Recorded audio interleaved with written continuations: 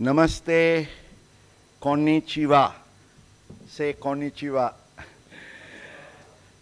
Well, konnichiwa.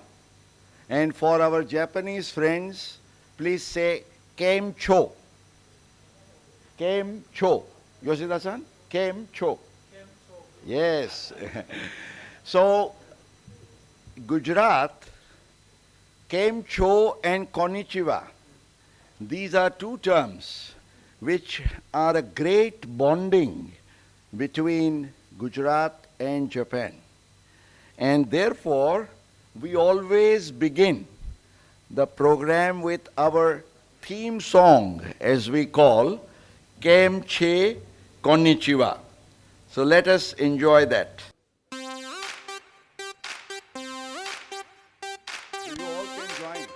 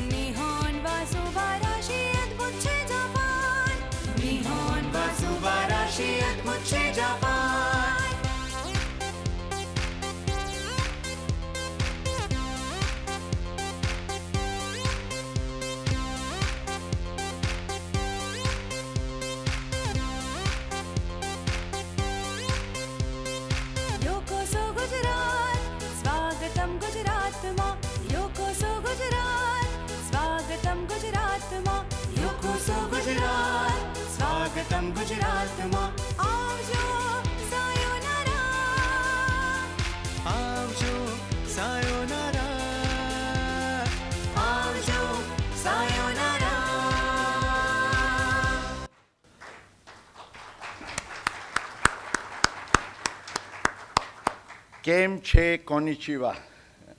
This is something which has crossed frontiers from Gujarat to Japan. Whenever we have such gatherings, this has become like our theme song. We are very happy to welcome on this very special occasion. And as I was briefly mentioning, for the benefit of my delegates, this is going to be a great bonanza of 3 sessions that we are going to have. The first session on the Japanese business in Gujarat and Gujarat-Japan business relations, how they have strengthened over the years. The second session is going to talk about the Japanese work culture, the Suzuki way. And the third session is going to be a very special felicitatory session for our friends who have come all the way from Shizuoka Prefecture and Hamamatsu City from Japan, which is the global headquarters of Suzuki. Actually, when we think of Suzuki, it has become synonymous with Japanese business culture. Because if we think of one corporate culture in terms of the Japanese, which has had the longest presence in our country, starting from 1982, it is 42 years when Suzuki and Maruti, they came in this tie-up, and for the last 7 years now, this bonding has taken strong roots anchored in the state of Gujarat. So this is one occasion when we are going to have these 3 sessions. I would like to start straight away with the first session and welcome and introduce our 3 distinguished speakers. We are very pleased and privileged that the keynote address for this session is going to be delivered by the first secretary from the Embassy of Japan in India, Mr. Junichiro Suzuki, who is a specialist from the MITI, Ministry of Economy, Trade and Industry. Junichiro-san, we are extremely grateful to you for making, as they say, like a day trip. People go from Tokyo to Osaka and return back in the evening. So that's what he's doing. He's come from Delhi and he's going back to Delhi by the end of the day. He's so busy, but thank you so much for coming here. And on behalf of the Ahmedabad Management Association, I would like to take this opportunity to present a small souvenir, as we call the Atal Bridge, to you, sir.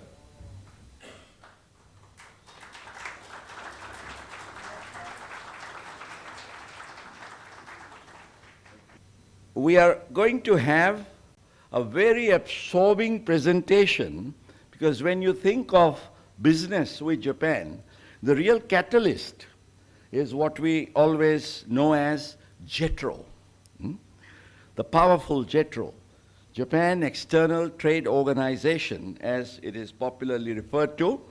And we have a very dynamic Director General, JETRO Ahmedabad, Mr. Yu Yoshida. Please welcome him. And I would request the Chairman of our Economic Cooperation Council, Mr. Yatindra Sharma, to present the Atal Bridge to Yoshida-san. Friends, as Yoshida-san will explain, JETRO has been playing a key role in the development of business and industry here in Gujarat, and what they have done over all these years will be very nicely unfolded by him. So he is going to talk on the role of JETRO in promoting Japanese investment in Gujarat. Friends, we are also equally privileged.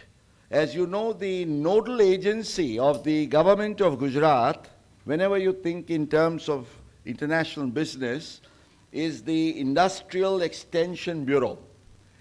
And making a presentation today on Gujarat-Japan, growth of bilateral economic relations, we are going to have a very lovely presentation by Dr. Manish Shah, General Manager of the Industrial Extension Bureau from Gandhinagar.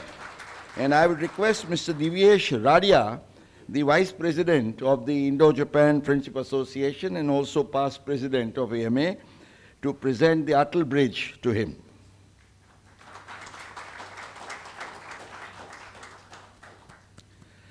So, thank you, ladies and gentlemen. Without coming in between, I just want to tell our friends, we have had an overwhelming response to this participation at this very special occasion of the symposium on the Japanese work culture and the Gujarat-Japan business relations.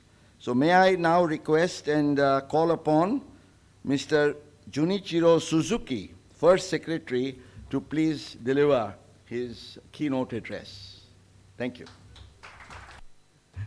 Okay. Delegation from Shizuoka Prefecture and Hamamatsu City, Japan, distinguished speakers and participants, ladies and gentlemen, good afternoon, konnichiwa. Namaskar, Kemche. Mera naam Junichiro Suzuki hai. 皆様こんにちは、ザ・インド日本国大使館の鈴木純一郎と申します。本日はどうぞよろしくお願いいたします。インドへお越しいただきありがとうございます。My name is Junichiro Suzuki, Trade and Commercial Attaché Embassy of Japan in India. First of all, thank you very much for the invitation and the opportunity to deliver a speech at this quite interesting symposium, Japan Work Culture, the Suzuki Way. I have been in my current position in India since last June, seconded from Japanese government, Ministry of Economy, Trade and Industry, called METI, M-E-T-I. Before that, I was seconded to Invest India, Indian governmental investment promotion organization, where I worked for 2 years. The Embassy of Japan in India is pleased to announce that based on Prime Minister Modi's proposal, the months of September and October 2024, this year, will be designated as Japan Month and will include seminars, social events, and other events focusing on economic relations between Japan and India. Today's this symposium is one of the curtain raisers of the Japan Month event. So today, I'd like to take this opportunity to explain the current status of future and the future of Japan-India relations. I would like to emphasize first how important the Japan-India relationship is, and the second, how Japanese companies have contributed to the Indian economy and society, and the third, how much potential there is in the Japan-India relationship. So first, I'd like to touch upon the importance of the Japan-India relation. Japan and India enjoy a special partnership, which is global and strategic. It is underpinned by fundamental values such as freedom, democracy, and the rule of law, as well as common strategic interests. Japan-India relations have grown dramatically under the leadership of two visionary leaders, the late Prime Minister Shinzo Abe and Prime Minister Narendra Modi. The special partnership between our two countries has been pushed to an unprecedented level, both strategically and globally. Prime Minister Kishida has continued this policy and is committed to further develop the India-Japan relationship. In March 2022, Prime Minister Kishida visited India on his first bilateral foreign visit since assuming office. The leaders of India and Japan have visited India and Japan 3 times each since that time. We look forward to the next round of reciprocal visits between the leaders in the near future in this year. During Prime Minister Kishida's visit to Delhi in March 2022, he and Prime Minister Modi agreed to a 5 trillion yen target of public and private investment and financing from Japan to India in the next 5 years, which is equivalent to 33 billion US dollars. More than 2 years have passed since then. The target is expected to be achieved at a record pace. Next, I'd like to emphasize how much Japan is contributing to the Indian economy and society. Looking at FDI in India, Japanese companies have continued to invest in India, with cumulative investment from 2000 to last year reaching 38.3 billion US dollars, ranking second in the world, excluding tax haven countries, with 1,400 companies and 4,900 bases, contributing to the development of India's manufacturing sector, led by the automotive sector. It is no exaggeration to say that the commitment of Japanese companies in India began with Suzuki Motors in early 80s. Also, Suzuki has brought a group of suppliers to India, which has created an ecosystem of Japanese companies in India. Remarkably, Suzuki produces 2 million vehicles a year in India and plan to expand its production scale to 4 million vehicles by 2030.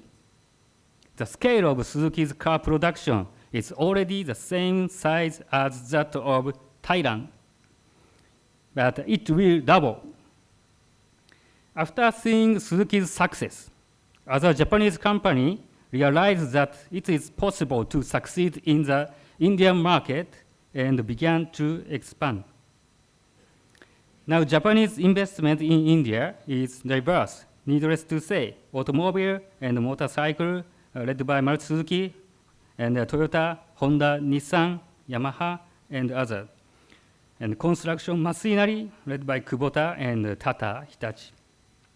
And air conditioner by Daikin. And home appliance by Panasonic. And TV by Sony. And apparel by Uniqlo. And beverage by Yakult. They have become a familiar presence in India. According to survey by the Japan Bank for International Cooperation, JBIC, in 2023, India has topped the list of promising countries for the next 3 years for the second consecutive year, surpassing China. Recently, a lot of SME, small and medium enterprises, have been making business trips to India. Business mission by local government and local business associations from various regions of Japan to visit India are also increasing. During the past year, about 20 local business missions were dispatched to India, so we look forward to the entry of a lot more Japanese SMEs into the Indian market in the future. I also would like to touch upon ODA, Japanese ODA, which is an important element of the Japan-India economy. India is Japan's largest recipient of yen loans, providing 5.4 billion in fiscal year 2023. Japan is also the largest bilateral donor country for India. Following its support for the Delhi Metro project 20 years ago, the Japanese government has supported the construction of metro line in Mumbai, Bengaluru, Kolkata, Chennai, and Ahmedabad here. I dream that in the not too distant future, a bullet train, Shinkansen, will run across the Indian continent starting from Ahmedabad. Lastly, I would like to talk about the potential of Japan-India relations. Cooperation between Japan and India is progressing in new fields such as EVs, semiconductors, and renewable energy. Suzuki's overall approach to carbon neutrality in India is to proceed with multi-pathway approach, combining electrification with battery EVs and hybrid EVs, as well as CNG vehicles, biofuel vehicles, and hydrogen-based mobility. I heard that Suzuki will introduce 6 battery EV models by 2030 to contribute to achieving carbon neutrality. First global strategic model will be manufactured in India and will be introduced not only India, but also Japan, Europe, and the rest of the world from 2025. In the field of semiconductors, in July 2023, the government of Japan and India signed Memorandum of Understanding on the Semiconductor Supply Chain Partnership, which aim to strengthen cooperation between Japan and India for semiconductor supply chain. Renesas Electronics, Japanese semiconductor manufacturer, has announced an investment in a semiconductor plant in Sanand, Gujarat. Like such, semiconductor are an area in which Japanese company may participate from a variety of perspectives, including manufacturing equipment, chemicals, and logistics or infrastructure.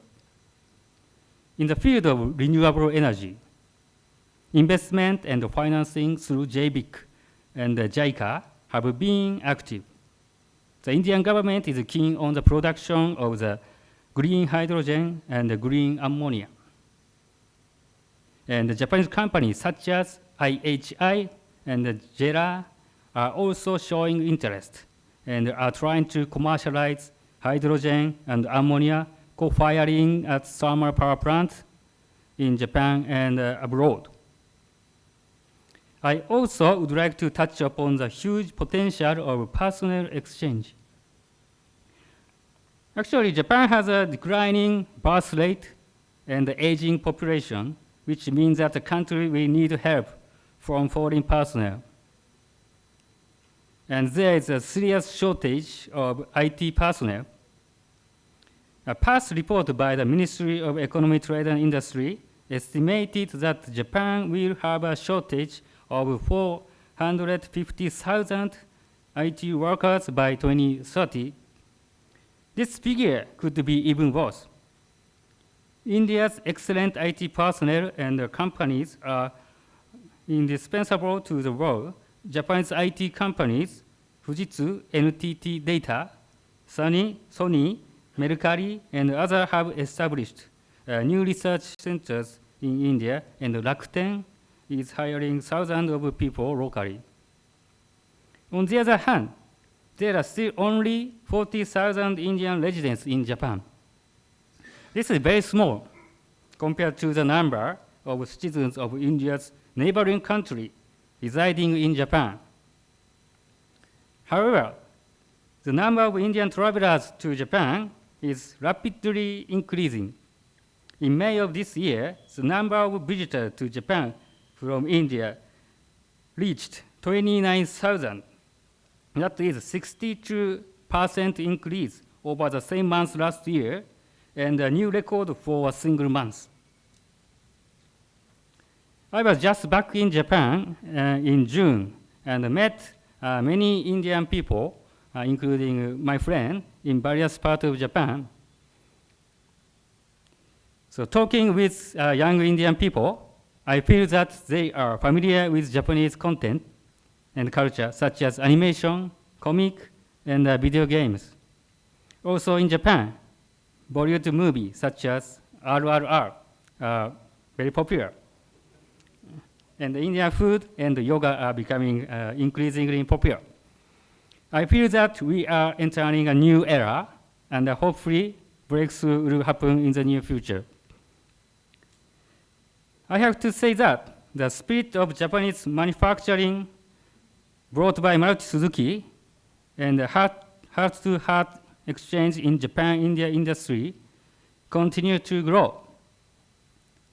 Shizuoka Prefecture and Hamamatsu City, the home of the Suzuki Motor Corporation,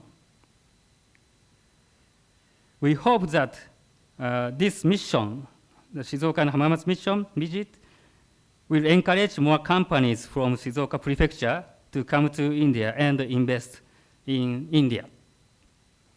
I would like to conclude my remarks by expressing my sincere hope that Japan-India relations will continue to develop, that economic ties will be strengthened, and that heart-to-heart exchange between Japan and India will expand. Thank you very much. Dhanyawad. Kubu Abar. ありがとうございました。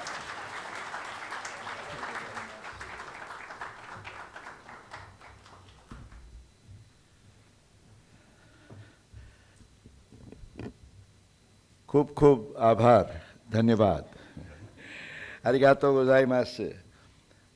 Thank you very much Junichiro-san, for giving your impressions. Also, as a meaty expert, the focus on the Japan-India relations. It was so heartening to note that, as you mentioned, India is top in the list of Japanese investments in terms of even global language. So that is something very special. And talking about the Gujarat and Japan relations, we have Mr. Yu Yoshida, as I mentioned earlier, the Director General of JETRO.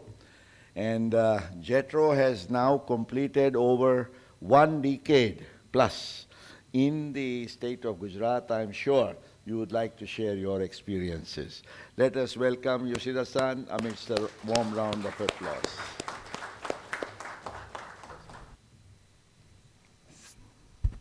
So, Kemche, konnichiwa.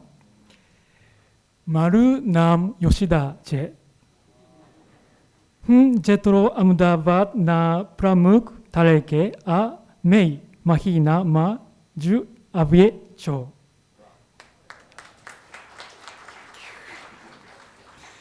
Mane ahinu farsan bahu babeche. Mane daveri vada pap ane dar vada babeche. So what I wanted to say is that my name is Yoshida, and I came here to Ahmedabad as Director General of JETRO in last May, so it's been 2 months. And I like street food here, like dabeli, vada pav, and dar vada. So there are so many attractive street food here, so I wish, like delegation from Shizuoka will enjoy also. Thank you very much. So I'd like to thank Honorary Consul Mukesh-san and AMA for inviting us to here. And also I'd like to thank all the participants and delegation members from Shizuoka Prefecture to participate in this event. So I'd like to talk about role of JETRO in promoting Japanese investment in Gujarat. Also, actually today, from my office, Iida-san and Sanchi-san are also attending. So I'd like to introduce Iida-san and Sanchi-san. Please stand up. Yes. They are the great members of us. Yeah, Sanchi-san introduced me many good street food here. Thank you very much. So I think most of you probably ask, what is JETRO? So JETRO is a Japanese governmental organization, so trade and investment promotion organization under Ministry of Economy and Trade and Industry, or METI. So currently, JETRO has 52 offices in Japan, as well as 76 offices overseas. And through this network, we are engaged in various activities aimed at promoting trade and investment. So here is a short history of JETRO. So JETRO was originally established in Osaka, which is my hometown, in 1951. It is shortly after the end of World War II. It was a private organization to conduct research on overseas markets. And subsequently, in 1958, it became a special public organization of the Japanese government. And since then, in line with Japanese government policy, we have been engaged in activities such as export promotion, overseas investment support, import promotion, cooperation with developing countries, and promotion of investment in Japan, etc. So you can see interesting photos. I think it's very small, but you can see interesting photos on your right side. So the upper one is, there is a crowd and many trucks. And one more is a pyramid and line of trucks. So these are the photos of Africa caravan, which were carried out in 1960s. So this caravan showcased many Japanese products throughout Africa as expo promotion activity. And we are JETRO Ahmedabad. So our office in Ahmedabad was officially established in 2017 as the fifth office in India. And before that, we operated as a project office from 2014 until 2017. So what I'd like to emphasize is that our office network in India is third largest in the world after China and the US. So I think this shows our strong commitment and also insight to India. So now we are the only Japanese government organization in Ahmedabad. So I'd like to show you some interesting photos regarding our activities. So this picture was taken when former Prime Minister of Japan, Shinzo Abe, visited Gujarat in 2017. And the groundbreaking ceremony of high-speed railway project was also taking place at this time. And the next picture was taken when we held an investment promotion seminar in 2018.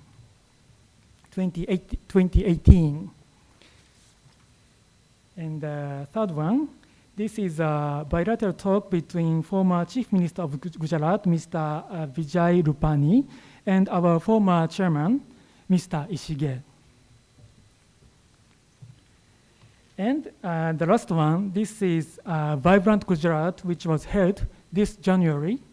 So it is our great honor that Prime Minister Modi visited our Japan pavilion.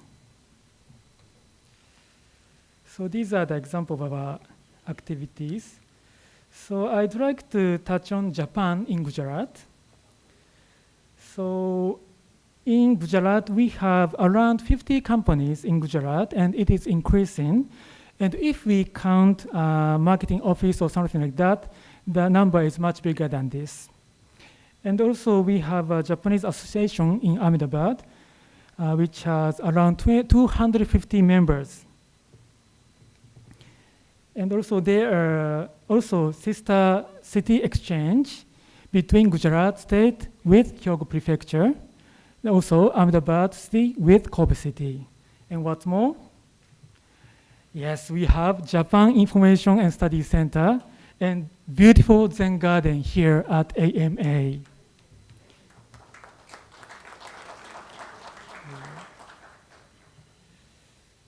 So also this map shows where Japanese companies are located in Gujarat. So actually there are so many Japanese companies here, and many companies are operating in the field of four-wheelers and two-wheelers, as well as chemical industry. So you can see many names. And so what does JETRO Ahmedabad do in Gujarat? Our main activity is to support Japanese companies to invest and operate in Gujarat. So we expect more and more Japanese companies are coming to invest in Gujarat. And the second one, so we also support Indian companies to expand their business, including startups. So actually this month, we invited one startup from Gujarat to Japan to take part in a conference of startups and also B2B meetings. And the third portion is that we also support foreign highly skilled professionals to work in Japan. So actually we are now preparing a joint event with IIT Gandhinagar. And the last one, so last but not least, research and consulting on trading investment is also a very important activity. So we conduct research and disseminate information to Japan to make Gujarat even more well-known to Japanese company, to attract more and more Japanese companies to here. So this is all from me. So thank you very much. So we are here in Ahmedabad, so please feel free to contact us anytime. Thank you very much.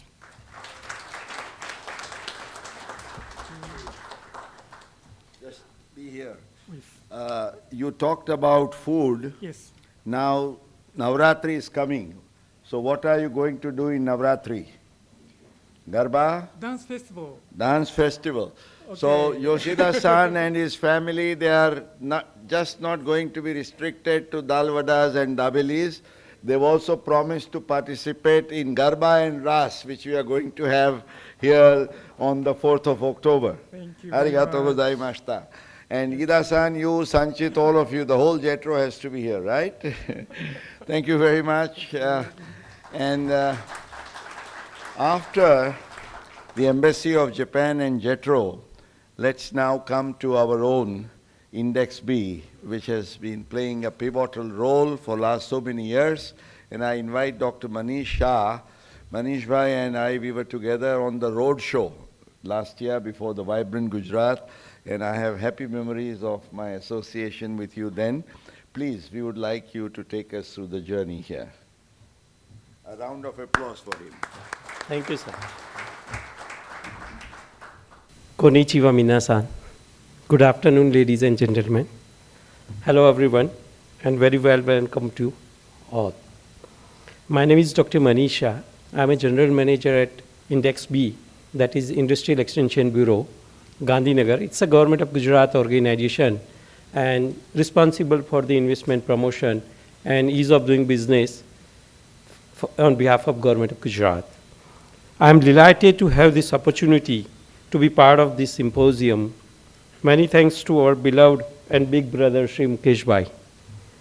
I'm grateful to each of you for being here, especially goodwill delegation from Shizuoka Prefecture and Hamamatsu City. This symposium is focused on pioneering the vision and mission of making Gujarat the mini Japan of India. To align with this noble objective, I am honored to talk on Gujarat-Japan growth of bilateral of economic relations today. I hope you will find this session informative and inspiring. So far, so India and Japan, along with the Gujarat, specifically share a deep bond beyond the just trade and economy. Our relationship is enriched by a history of vibrant culture and exchanges. Cultural exchanges between Japan and India began many centuries ago and has flourished over time. Japan and India started exchanging relationships and goods in the 6th century AD when Buddhism headed to Japan. In the 1950s, India and Japan became friends and exchanged culture activity. Japan and India signed a cultural agreement in 1956 and established the Japan-India Mixed Culture Commission. India and Japan have a special strategic and global partnership, the Japan-India Association, which was established in 1903 and is Japan's oldest international friendship organization. To further promote trade between two regions, India and Japan signed the Comprehensive Economic Partnership Agreement in 2011 to boost trade relations. Japan's Prime Minister introduced a free and open Indo-Pacific plan for India during his visit in March 2023. One of the meetings between our leaders highlighted the close friendship between our two nations, is shown here. The trade between two countries has constantly grown over the past decade. In the last financial year, our total bilateral trade reached to almost 23 billion US dollar. Japan is also one of the top contributors to FDI in India, having invested over 40 billion US dollar in the last 4 years alone. India hosts more than 1,400 Japanese companies ranging from large conglomerates to small and medium enterprises. Japan became the first partner country for the Vibrant Gujarat Global Summit in 2009, and this is how the Japanese companies started moving to Gujarat and continue to be partner country ever since. In recent years, we have seen significant commitment from both sides. Honorable Chief Minister of Gujarat visited Japan in November 2023, followed by a visit of His Excellency Vice Minister of International Affairs of Japan to Gujarat in January 2024. We have seen extensive collaborative efforts to establish mini Japan in Gujarat, fostering a favorable business and living environment in Japanese investors. To mention few, initiatives like Gujarat Investment Promotion Program with JICA, sister state and sister city agreement with Hyogo Prefecture and Kobe City, Japanese Industrial Township, Japan-India Institute for Manufacturing, and the International Automobile Center of Excellence are all aimed at enhancing cooperation and development between India and Japan, particularly in Gujarat. Gujarat stands as one of the India's major exporters to Japan, accounting for nearly 20% of India's total export to Japan, amounting to over 150 billion yen. Gujarat exports a diverse range of goods to Japan, including bulk drugs, drugs intermediates, chemicals, auto components, iron and steel products. If we talk about the major projects and industrial estates, it's worthwhile to mention Japan is providing a support to Gujarat on several key projects, including the Ahmedabad-Gandhinagar Metro Project, Ahmedabad-Mumbai High-Speed Rail Project, Critical Ecosystem Restoration Project, among others. Since 2018, JETRO is operating a fully functional business support center in Ahmedabad. It collaborates closely with the state government to promote Gujarat as a preferred business destination for Japanese investors. To encourage Japanese company in Gujarat to a greater extent, the Gujarat government has established 2 special industrial zones dedicated to Japanese investors for establishing their manufacturing units. This includes the Japanese Industrial Park at Mandal and Japanese Industrial Township at Sanand 3, located at Khoraj. We have more than 358 Japanese companies present in Gujarat, and it includes the Fortune 500 firms across diverse industrial sectors such as auto components, electronics, pharmaceuticals, textiles, ICT, banking, financial services, insurance, among others. Now, if we look at the opportunities and destination Gujarat, although we comprises 5% of India's population, our contribution to India's GDP exceeds 8%. Gujarat has experienced double-digit GDP growth over the past decade. Gujarat contributes nearly 1/5 of India's output. Gujarat also leads India in exports, accounting for approximately 1/3 of the country's total exports.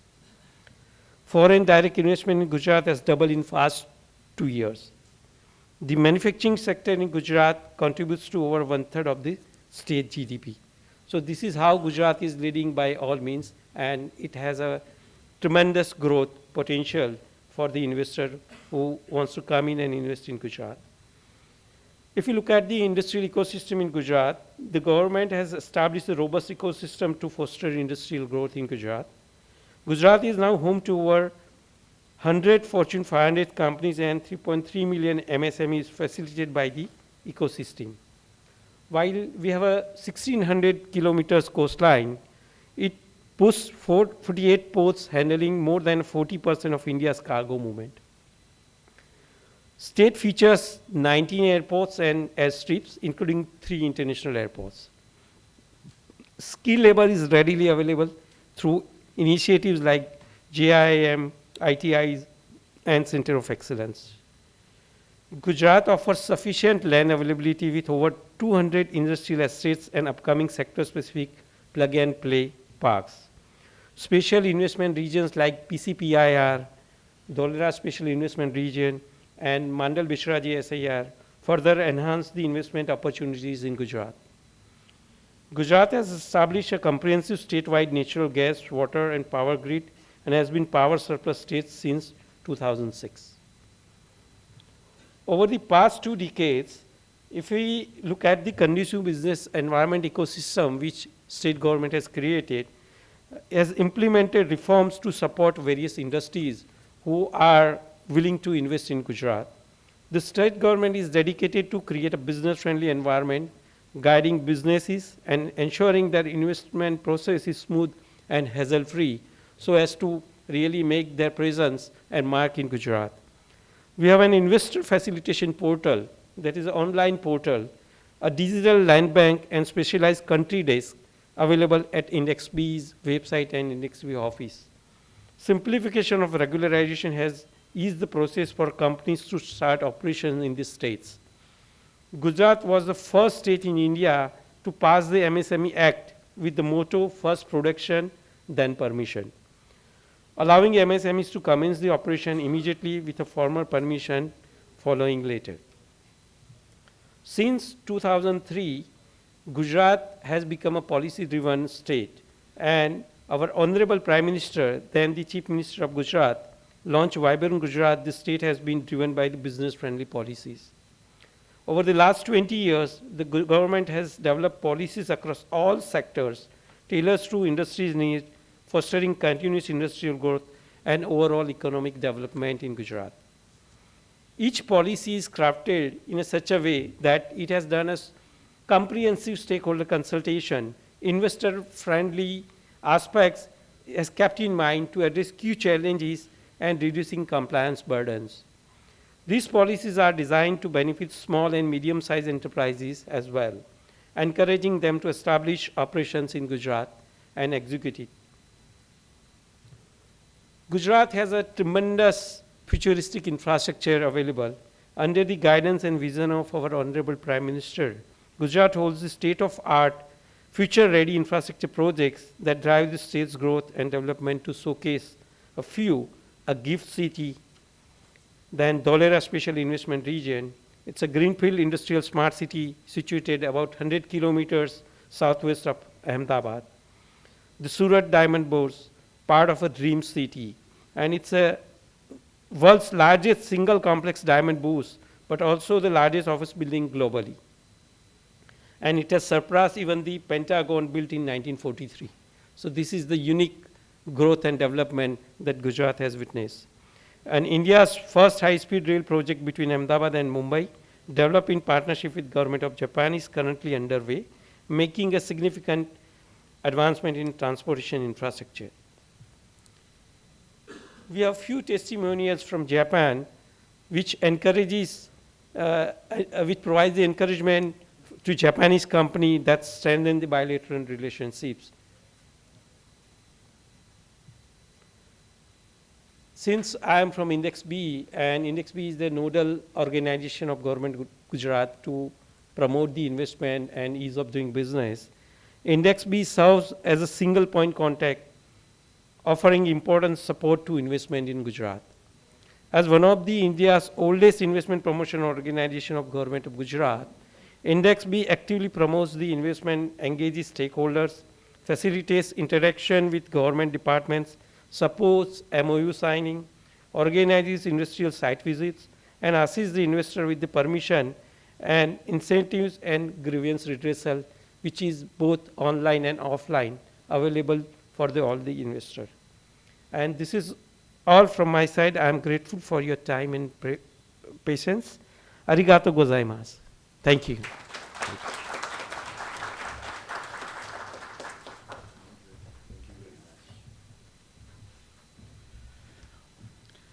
Thank you, Manish Bhai.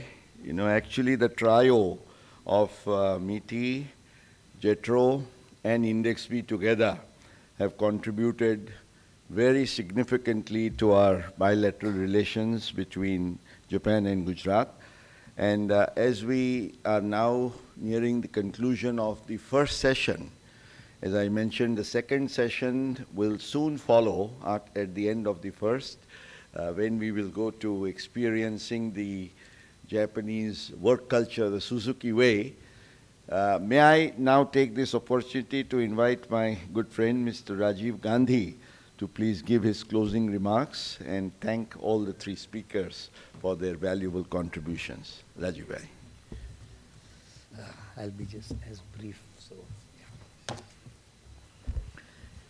Dear esteemed guests, I want to express my sincere appreciation on behalf of the Ahmedabad Management Association for the gracious presence of our Japanese delegates. Your active engagement has significantly contributed to our event, cultivating a spirit of cooperation and understanding. It was a feeling of pride to hear the Japanese collaborations in India. Undoubtedly, the insights and shared expertise have laid the foundation for fruitful further collaboration for the future, notwithstanding the large number of tourists from India to Japan, as you mentioned. We believe that the bonds will be created during today's symposium on Japanese work culture, the Suzuki Way, and with the visit of the goodwill delegation from Shizuoka Prefecture and Hamamatsu City will serve as a catalyst for strengthening trade and cultural relations between India and Japan. We express our heartfelt gratitude to Mr. Mukesh Patel, Mr. Junichiro Suzuki, Mr. Yu Yoshida, Mr. Manish Shah, and to my colleagues, Mr. Divyesh Radia, Mr. Mohal Sarabhai, Mr. Yatindra Sharma, and again, Mr. Mukesh Patel from Ahmedabad Management Association. Thank you all for your gracious presence, and we look forward to a continued partnership for prosperity and now further the subsequent sessions. Thank you. Good afternoon and very warm welcome to all of you to a very interesting panel discussion on a very important as well as I should say a unique topic, and that is about Japanese work culture, the Suzuki Way. It is going to be very interesting, and I am joined by our eminent panel of speakers. To start with, Mr. Okamoto from Suzuki Corporation, Japan. Also, we are joined with Mr. Hayasaka, Managing Director of Suzuki Motor Gujarat Private Limited.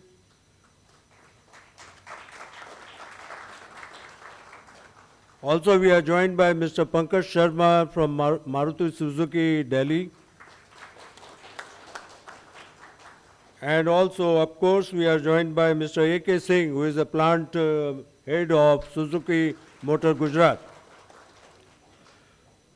Basically, when we talk about Japan, and if we go back in 20th century, the later part of 20th century, when the dominance of America as a developed economy was very much in place, and the way in which the spirit of made in Japan picked up, and somewhere in 60s and 70s, Japan became one of the major economies of the world and the first Asian country to emerge on the global scene. And this is something which was remarkable and which has already got history of industrialization way back in the first half of 20th century. If we talk about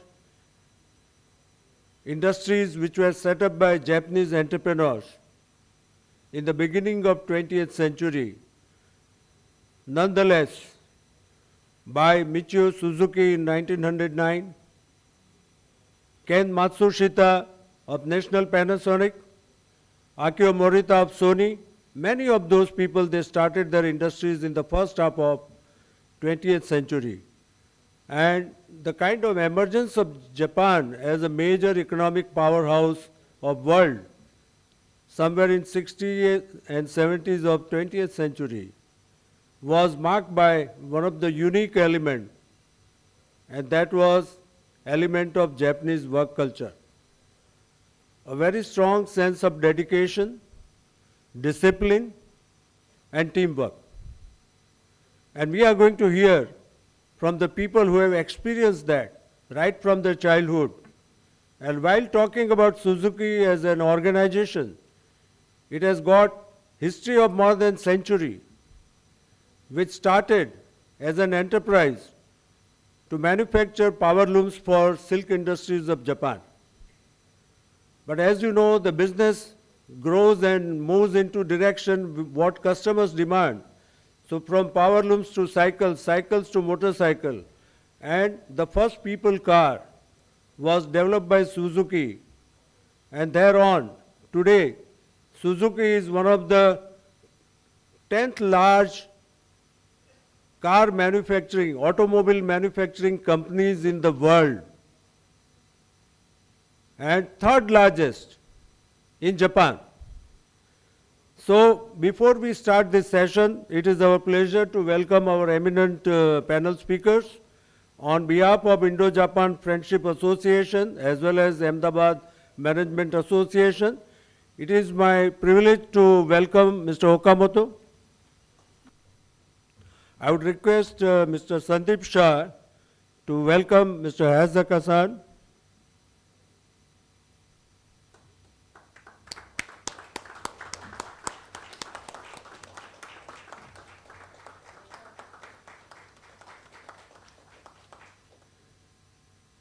I would request Mr. Alpesh Parikh, Treasurer of Indo-Japan Friendship Association, to welcome Mr. Pankaj Sharma.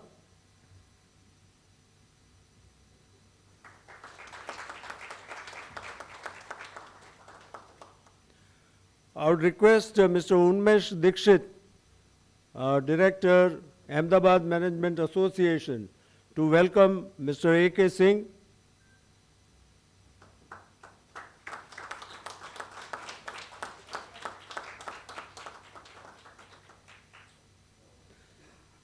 Without no further ado, I think I would request Mr. Okamoto-san to speak on Japanese culture, and prior to that, may I request all of you to give them a big round of applause. Thank you very much.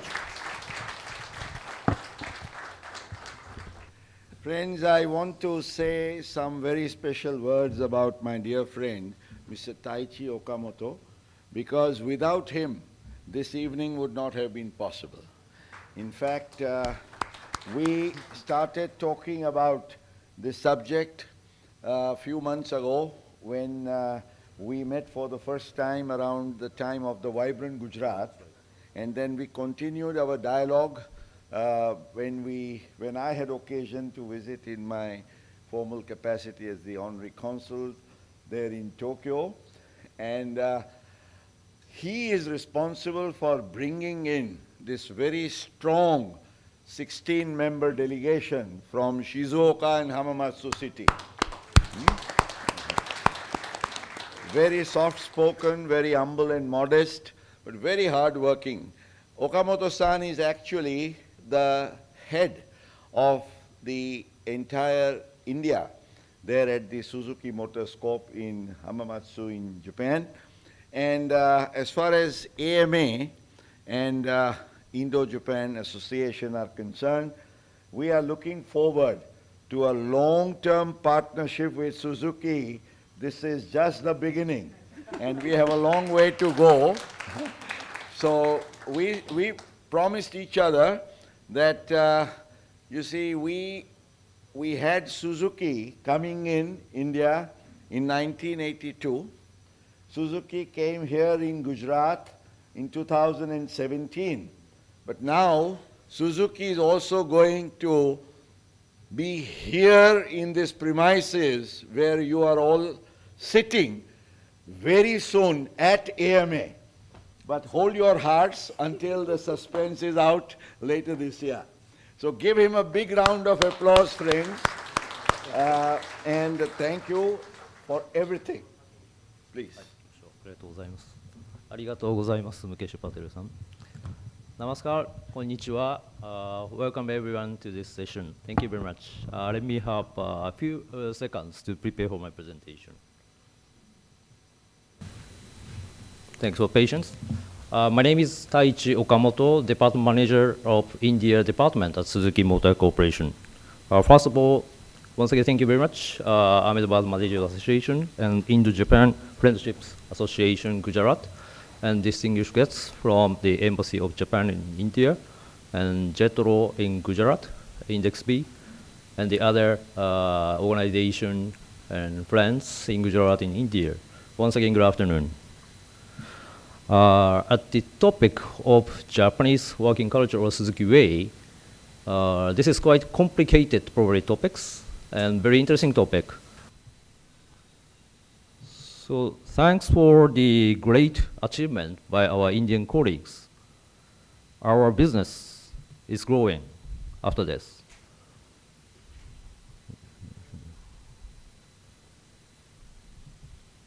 With this video in 1982, in 15 months, the operation started. Of course, many Indian people visited Suzuki Japan factory, but the majority of workers learn on the way of working, discipline, or the others through the videos or supervisors came from Japan. At the time, Her Excellency Prime Minister, Ms. Indira Gandhi, appreciated this performance. Suzuki transferred Japanese work culture into India.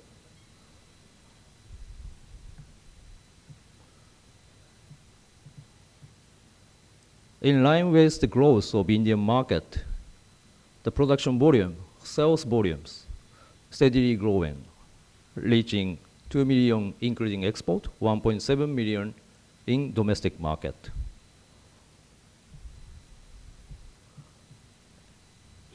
In March 2024, our accumulated production recorded 30 million units in India. Of course, this is the fastest record. Thank you for your applause. And Suzuki business globally, now more than 40% constitutes India business. So the importance of Indian operation is more and more. Hello. But regardless of the growth, regardless of the size or volume, key concept of our mission statement or concept of family remains the same from 1982 to today. We always focus on the customers. We work as a team. We try to be better through continuous improvement. The organization and working style tries to be as simple as possible, like products made by Suzuki.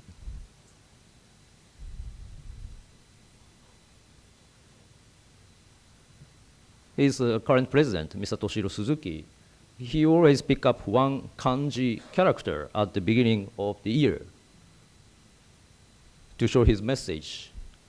This kanji means step or progress. With this kanji character, he told all the employees his message, let's take step forward as one team. So the message made in 1982, and the message he made it at the beginning of this year is quite similar. I can say same.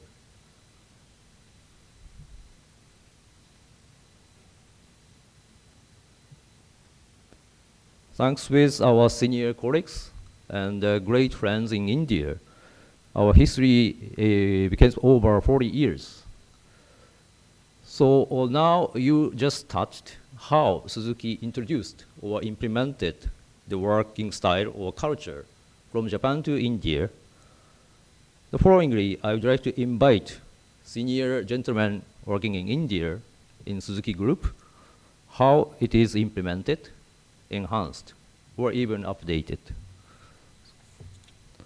So now I would like to invite Pankaj Sharma-san first from Maruti Suzuki India, followed by A.K. Shin-san from Suzuki Motor Gujarat, to know the implementation over 40 years, and in Gujarat, finally closed by Mr. Hayasaka, Managing Director of Suzuki Motor Gujarat. Thank you.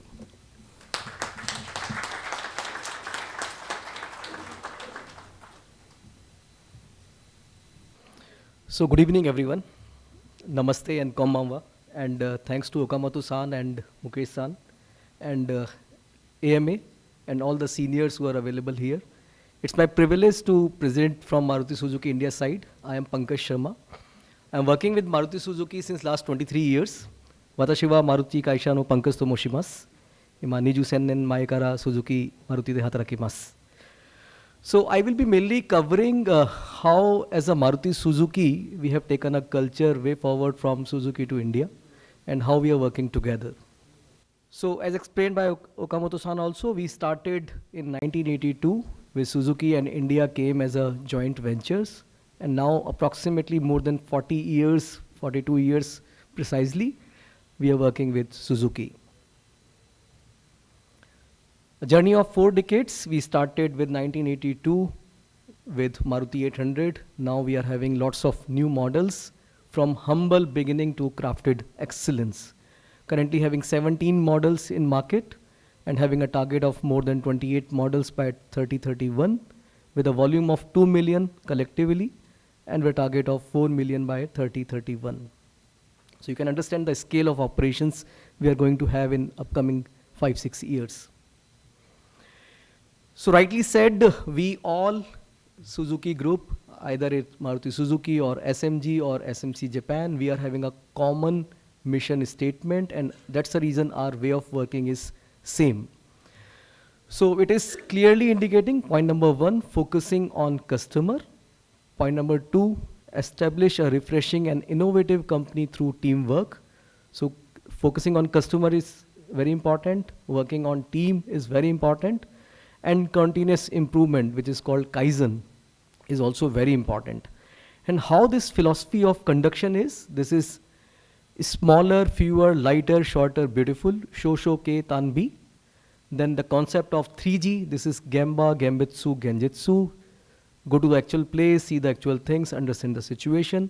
And the very important concept of Yara Maika, because Haumatsu members are also available. So it's an entrepreneurial spirit and with no fear of failure while working. So with this mission in mind, we as a Maruti Suzuki, we are working together for future growth of Maruti Suzuki along with Suzuki. So before I start, I will try to summarize how since 1982 till 2024, we are working together with Suzuki Motor Corporation Japan. You can understand, we are different through mind, Japanese versus Indian. Our language is different, our culture is different, but how we are working together, it lies with two concepts. One is your common objective. We both, Suzuki, Nihonjin and Maruti Indojin, we are having a common objective in mind. The second is the basic rule and principle which we are following. So I will touch upon the key 5 principles we as a Maruti is following, and that's the reason we are now together since last 40 years and this partnership will continue. So the first point is very important, quality is first and safety and compliance is must. So any company, whether it's an automotive or any other FMCG or any other company, if you're not focusing on quality or customer, you cannot survive in a longer run. And of course, it should be supported with safety and compliance. You cannot deviate or there's a zero tolerance for safety and compliance. The second is very important, vision and values. So we as a Maruti Suzuki, we are totally committed for customer delight. We are creating the customer delight. Our values are 5, customer obsession, openness and learning, networking and partnership, creativity and innovation, fast, flexible, first mover. And that's the reason we are contributing 42% in Suzuki portfolio. The third basic principle, 3G, which is applicable for each and every field. This is Gemba, Gembitsu, Genjitsu. Go to the actual place, see the actual condition and understand it. Unless you do 3G, it is very difficult to take right action at right time. 3M, this is Muda, Muri, Mura. This is also related to waste management, how you are managing your waste. 3K, this is Kimerata Kotoga, Kihondori, Kichinto Mamoru. Whatever has been decided must be followed as per the standard. The approach of 4M, this is related to change management. This is man, machine, material and method.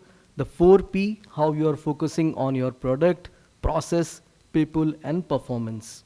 The 5S, again the basic. Unless you follow 5S, it is very difficult to survive. Take my words. I have been working since last 23 years in Maruti Suzuki. I was in Japan for more than 1 year. I have closely worked with all Japanese members.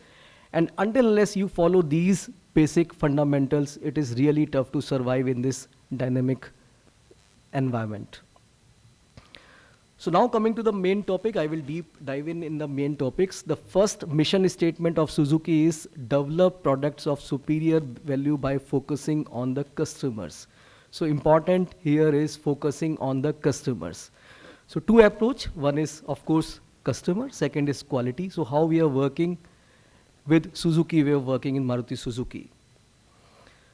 So customer in Japanese, ogeka-sama. So the customer is the reason why we exist. At the right side on the slide, you see that customer complaint iceberg. On the top, one unhappy customer, he has reported to management. So management is aware of only one customer who has reported or who is unhappy.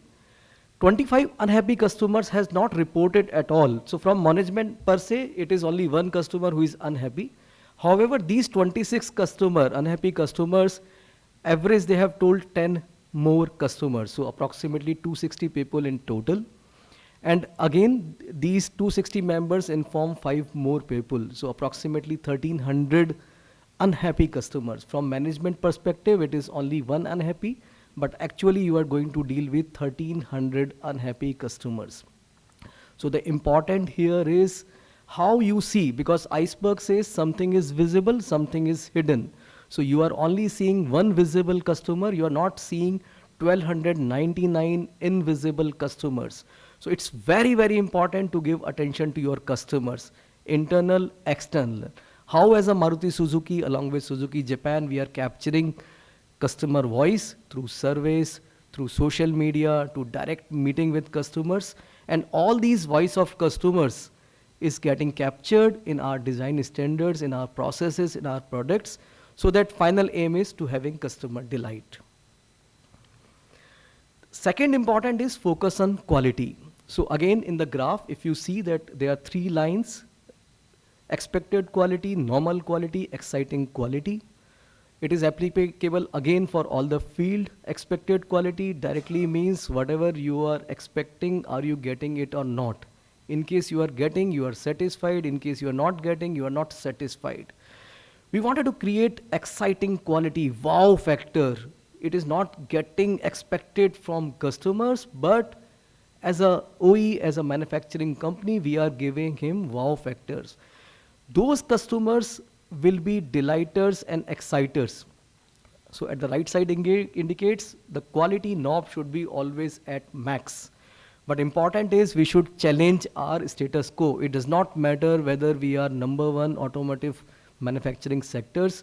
Until unless you challenge your status quo, it is very difficult. So as a Maruti Suzuki, we are continuously reviewing our quality rules, which is related to product, process, services, rules, and continuously upgrading our internal standards so that we are close to the customer expectations. So the important here is how you are communicating with the customers and how you are focusing more on quality. Third important concept is monozukuri. So it is again how you are delivering best quality to each customer. See, in the current dynamic world, customer is very, very dynamic. We are very well connected with all kind of social media. Immediately you can message, it will go through millions of people. If you are giving some Twitter message, it will be immediately highlighted by everyone. So how you are going to deliver best quality to each customers? The important approach which we are following, again Suzuki way of working, ensure, confirm and demonstrate. Ensure that your product is based on customer needs, all his or her expectations are being met. Confirm that all customer needs are met. And third, demonstrate that it is giving trust and security to customers. No tension at customer's mind. The second important framework in Suzuki mission statement is how as a company you are having a refreshing, innovative through teamwork, which includes collaboration. So again, we are our parent company Suzuki Japan. However, in India, we are having a different presence. We are having a plant in Gurgaon, Manesar, SMG Gujarat plant. We are coming with a new plant in Kharkhoda near Haryana, Rohtak. And we are having a R&D proving ground in Rohtak. So we are having Asia's largest proving ground at Rohtak. So how you are collaborating and communicating, it's a very, very important, because until unless you have a right communication and right collaboration, you cannot survive. And if we are having a good communication, your efficiency will be up. You can immediately horizontally deploy all kind of your actions which you are taking in one plant, and you can also guide other plants also. The third point is hitozukuri. So all the system processes, whatever you have built, until unless your manpower is not trained, you cannot sustain. So important is to have a skill up of your team. So we are having a concept of Hitojukuri, like develop people like they are your family members. 3-step, learn under supervision, offline practice, then OJT, on-job training at actual workplace. Third mission statement is related to continuous improvement, which is called Kaizen, incremental improvement. So it is very, very important graph. You can see condition 1, ideal condition. There are 2 graphs, two curve. One is related to your customer needs of customer and society. The second is your product competence. If your product competence is ahead than customer needs, it is an ideal condition for the organization. You are far ahead than customer expectations. Second is your product strength. There is a possibility that your product competence may deteriorate because of environmental condition, because of customer need, expectation, other factors. Then there will be an overlap between customer needs versus your product competence, and this will be your problem zone. And third, the important is if you are not moving forward and customer expectations are increasing, however, your product strength is not up to the mark, you are gone. So as Maruti Suzuki, our target, of course, with parent company as Suzuki, that our product competence should be much ahead than customer expectations. Very simple graph, but very important. Again, y-axis shows results, x-axis time of 1 year. If you are, this is concept of Kaizen, if you are 1% better every day, 1.01 power 365, the resultant is 37.78. If you are 1% worse every day, 0.99365, it is 0.03. So the power lies on your incremental positive increment. So we as a Maruti Suzuki always believe in Kaizen, improving with positive growth mindset.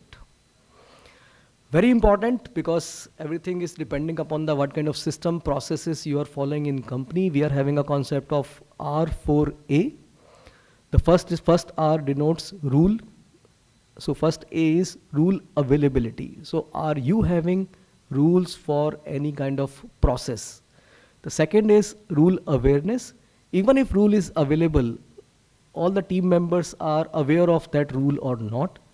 The third is adherence. So rule is available, employees are aware of rules, but are they following those rules or not? Adherence is there or not? And the fourth one is adequacy. Every 3A is okay, rule available, rule awareness, rule adherence, but rules are not adequate as per the current context. So important is adherence of rule. Sukuru, Osheru, Mamuru, please make the rule, teach the rule, and follow the rule. So it's very important what kind of approach you are going to take. We will have to move from reactive to proactive to predictive. Just a simple example. If there is a raining, you are sitting in a bus stop. One person is having an umbrella, you are sitting on a bus stop.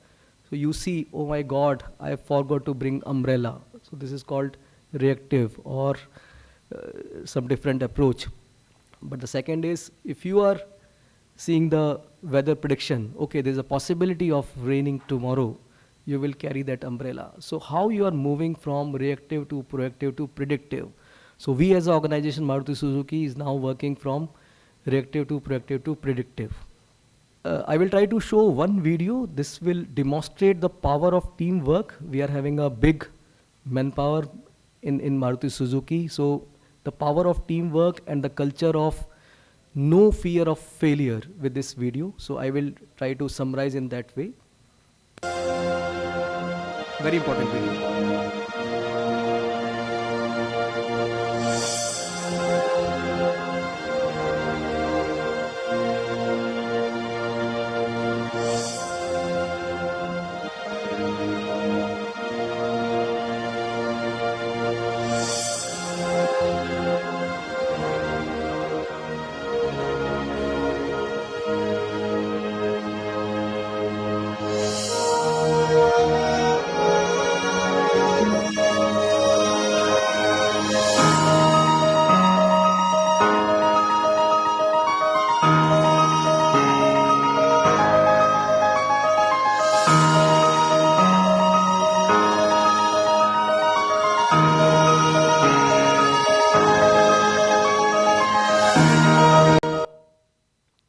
So I hope you have understood the video because it's a power of teamwork. Even if they were not having that sufficient mass, but they cleared those 800 kilometers of travel in a single go. So it's important to have a collaboration, communication and teamwork, then only you can survive. So of course, strong leadership, strong relationship of Suzuki in India, and together let's go beyond and attain new heights. And we are having a very clear motto. We always work with a smile. This is a very clear-cut guidance from our top management. So always we work hard, but it is always working with a smile. So key takeaway, what we understand, like, of course, I have worked with Suzuki Maruti since last 23 years, working with Japanese members continuously. The culture of Japanese, the basic principles of Japanese from Suzuki or Japanese also, if you follow those basics, you definitely can grow in a big way. So couple of important things. 5S, of course, is a basic thing, but the second 5S is skill. If you're working on a skill, you can take a ladder in a higher way. Scale, with a scale up of your operations, of course, you can go in a bigger way. Speed, it's also important to have a very right speed at right time with accuracy. We always try to run fast, but if you are not accurate or if you are not having good direction, you cannot go further. Synergy among everyone. It can be within organization, outside the organization. And sustainability, how you are sustaining your business. So with 5S of basic, and again these 5S of skill, scale, speed, synergy and sustainability, we believe that as Maruti Suzuki, along with the guidance from Suzuki Motor Corporation, parent company, we will take Maruti Suzuki for a better and longer heights. Thanks again for all the audience, and thank you AMA and Mukesh San for giving this opportunity, and it's my privilege to present on behalf of Maruti Suzuki. Thank you very much. Domo arigatou gozaimashita. Thank you very much. Thank you. And while we will now invite Hayasaka-san and Mr. A.K. Singh together for the presentation, I want to take this opportunity to extend a very warm welcome to our honorable guest of honor for the third session, the Honorable Minister of State for MSME in Gujarat, himself a very dynamic entrepreneur, Mr. Jagdish and Vishwakarma, as we call him very fondly. Jagdish Bhai, thank you very much, and a big round of applause for him. And Mr. Amit Thakur, the Honorable Member of the Legislative Assembly for our region here in Vejalpur.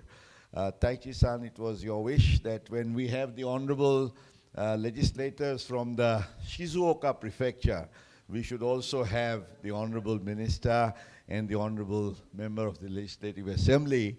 We will have that session start shortly after a while, but not before the Suzuki Motors Gujarat shares their experience.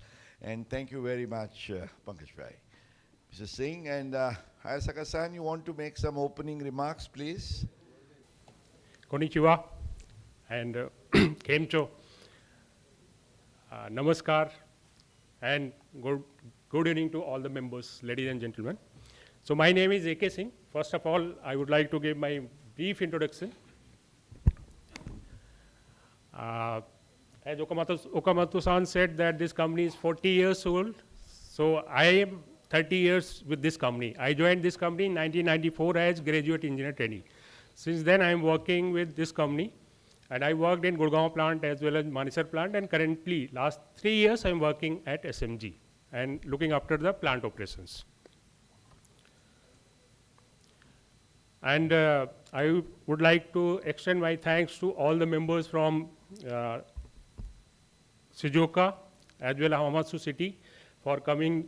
They're coming to Gujarat and coming to our plant also today. I also extend my special thanks to AMA members of all the office bearers, especially Mahesh Patel-san, and all the Gujarat distinguished guest, our Honorable Minister and Member of Legislative Assembly of Gujarat. Thank you very much. Thanks for coming year. So this is our mission statement, which is guiding principle for all Suzuki plant operations. So enough is explained by Okamoto-san as well as Pankaj-san. So I will not explain much about this. Coming to SMG plant chronology, so you can see 2014, this is the land condition. Then in 2015, land leveling work started, and foundation stone was laid by Honorable Chief Minister of Gujarat, Anandiben Patel-san, in presence of O. Suzuki-san, T. Suzuki-san, and Japanese ambassador, as well as R.C. Bhargav-san. Then construction work started in 2015, and our start of production for plant A, that was started in Feb 2017. Our PT plant, that is powertrain plant, where we make engines. So this SOP was done in December 2018. And plant B, second car plant with the capacity of 250,000 cars, the SOP was done in December 2018. And SMG achieved 1 million vehicles from this plant milestone in October 2020. And then in 2021, it was April 2021, we started our production from plant C, again with capacity of 250,000. So total vehicle manufacturing capacity of this plant became 750,000 per year. Then from plant SMG, we achieved the milestone of producing 2 million vehicles, that is 20 lakh vehicles in August 2022. And in December 2023, we achieved the milestone of producing 3 million vehicles, that is 30 lakh vehicles from this plant. And this is, last photograph is the current aerial photograph of our plant. Now this is fully developed. And you can see there are a lot of development in surrounding areas also. In joint venture park, as well as many other industries are there in nearby areas. So coming to our core foundation of SMG. So first is mission statement, then comes Suzuki basic policy, and after that production division policy. Then we have SMG company policy, which states that evolve the Suzuki production system to make SMG a specialized production company rooted in Gujarat. This is our SMG company policy, which is derived from our mission statement, Suzuki basic policy and production division policy. Now coming to our driving principles. So SPS, that is Suzuki production system, and 2S. Normally we have heard about 5S, but in Suzuki currently we are deriving 2S, that is Seri and Seton. And Horenso is Japanese term, which I will explain later on. Stop call weight system, Soso Ketambi already explained, that is smaller, fewer, lighter, shorter and neater. 3G concept, that is Gemba, Genjutsu, Genbutsu and Genjutsu. And Poketeanashi, this is one very interesting term for us, for Indians, but this is very common in Japan, so I'll explain about this, and I will share a small video of this thing. And what is the importance of discipline and punctuality in our day-to-day working? I will explain about this also. So coming to SPS, that is Suzuki production system. In this, 5S is the base of everything, because we want standardized working in all areas. And with standardized working system, we can identify what are the wastage in our system, and abnormality can easily be identified, and we can improve our quality, reduce cost, and improve our productivity. So last year we conducted SPS step 2 activity in SMG, and we did a study, we completed a study of 4,616 manpower in one shift. And we identified Muda. Muda is the waste in Japanese. That was of the tune of 1,132. And total number of kaizens performed were 1,065. And by performing all these kaizens, we were able to optimize our manpower number by 164 numbers in SMG. Now coming to Seri and Seton. Seri means sorting and Seto means set in order. So this activity also, before performing SPS2, we perform SPS step 1. So here you can see the benefit of 2S activity. We have displayed how the tools are arranged in a proper way, that any tool is not in place, so it easily can be identified, and it is very easy to retrieve. Similarly, filing system also you can see that if any file is not in place, so that also can be easily spotted, and if you want to retrieve any file, it's very easy. Next term is Horenso. Horenso means, first O means reporting. Anything, please report to your superior. Then superior will inform to their manager, and we will take the decision by consulting among all the members, so that proper decision and good decision is taken. Next, we follow at SMG, that is stop call wait system. Stop call wait is, if any abnormality is spotted, then first stop the line, call the supervisor or abnormality treatment person, and after the discussion, don't start the line, wait for the abnormality treatment person to arrive, and once he arrived and proper decision is taken, then only line will start, so that we can make good quality product for our customers.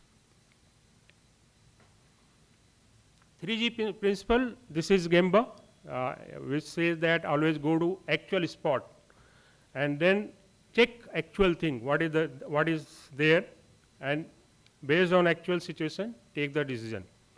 So this we regularly following this system at SMG. Now coming to Pokete Hanasi. Pokete Hanasi ensures safety inside plant as well as the outside for our all team members, and it also enhance our quality. So first I would brief about what are these words. Po means, this we derive from our parent company SMC. Po means pocket. So while walking, don't keep your hands in your pocket, because there is possibility of tripping and falling. K means ketai, this is also Japanese word. So while walking, this is very common habit nowadays, people use phones while walking, and they could not pay proper attention. So we educate all the members that while walking, don't use phone.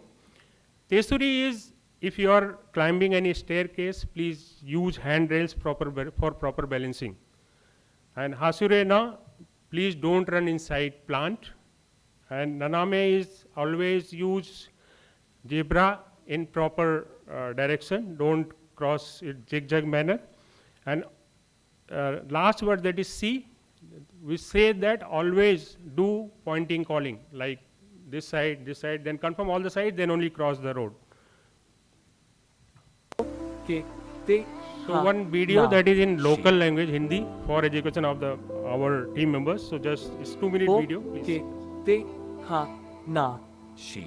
एक ऐसा नियम है जो चलते समय ध्यान रखने वाली सुरक्षा आदतों के बारे में बताता है।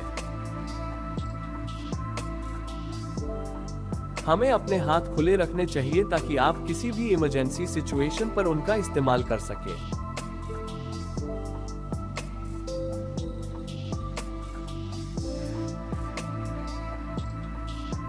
चलते समय मोबाइल का इस्तेमाल नहीं करना है।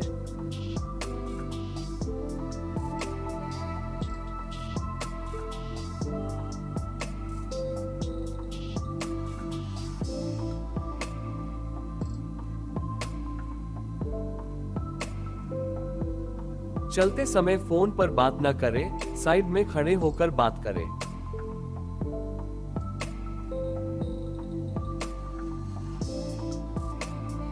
सीढ़ियों पर चढ़ते उतरते समय रेलिंग का प्रयोग करें।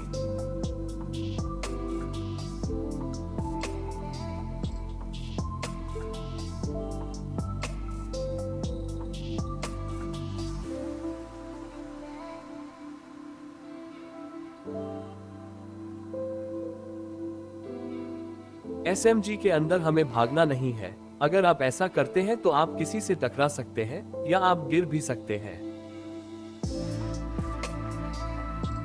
लंच के लिए कैंटीन जाते समय भागकर रोड क्रॉस ना करें, क्योंकि रोड पर वाहनों का आवागमन होता रहता है।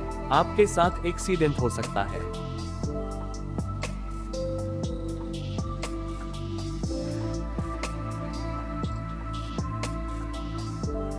सड़क को तिरछा पार न करें, जेब्रा क्रॉस का उपयोग करें।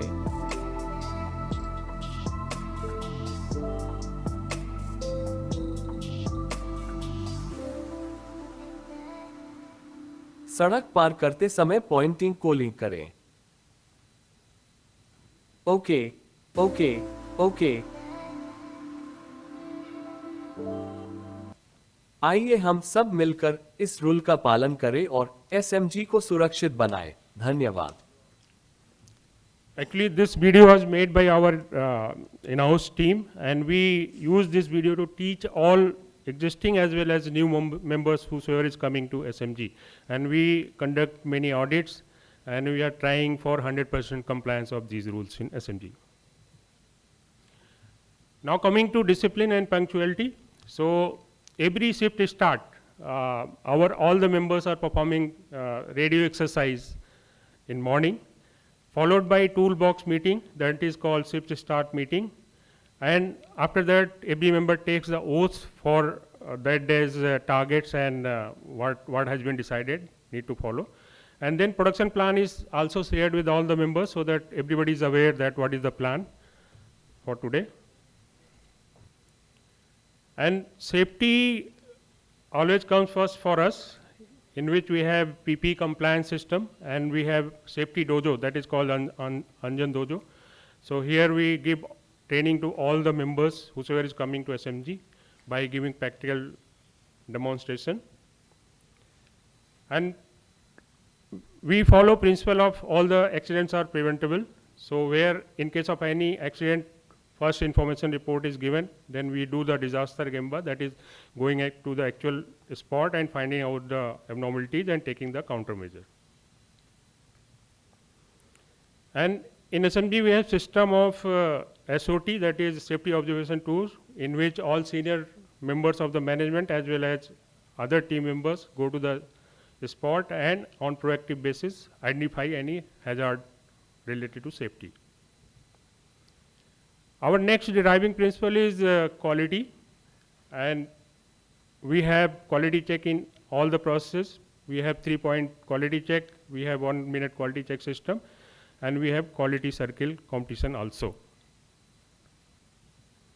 So here you can see that this is the process where our team member is doing quality check as per operation process sequence, so that car is made as per customer expectation from our process.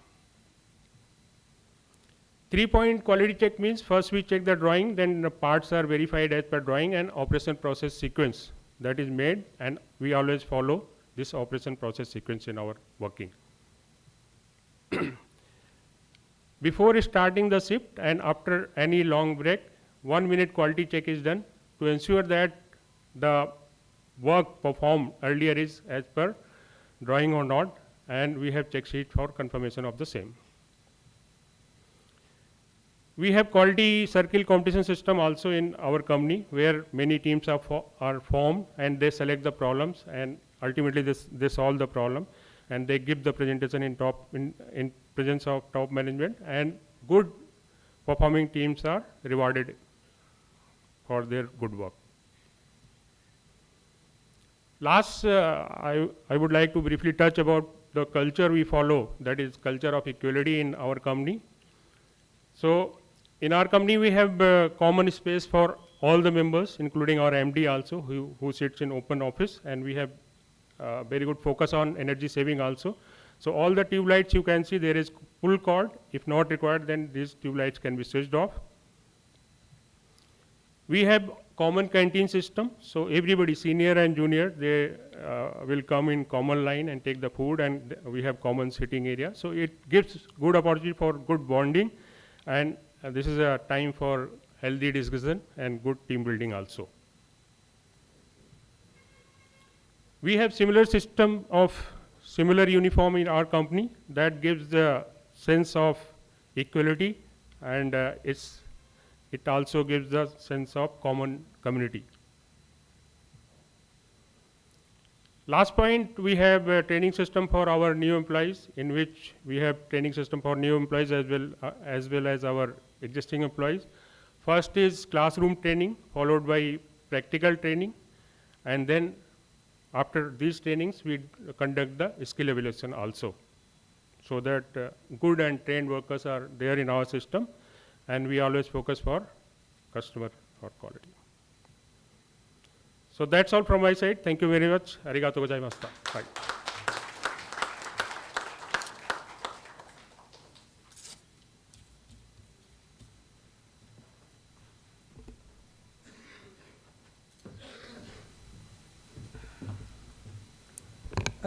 Thank you, Ekenshin-san. Good presentation. Good evening, all. Kemcho, konnichiwa. And my name is Tetsuharu Hayasaka, MD of Suzuki Motor Gujarat, and chairman of Japanese Association in Ahmedabad. I have been stayed Ahmedabad for just 5 years. As mentioned my colleague Ekenshin-san, SMG operates almost same system as Japan Suzuki, even though there is cultural and historical difference between India and Japan. But at least I'm not feeling any comfort while working in India for 5 years. I believe it's very much important to mutually understand, recognize, respect, and appreciate the diversity of both sides. And I would like to thank Mukesh Patil-san. Thanks always. Since he is having a great respect for Japanese culture and is a bridge between India and Japan. Suzuki will continue to expand its business in India and this Gujarat, and contributing to the development of India and Gujarat as well. Thank you very much. Dhanyawad. Thank you.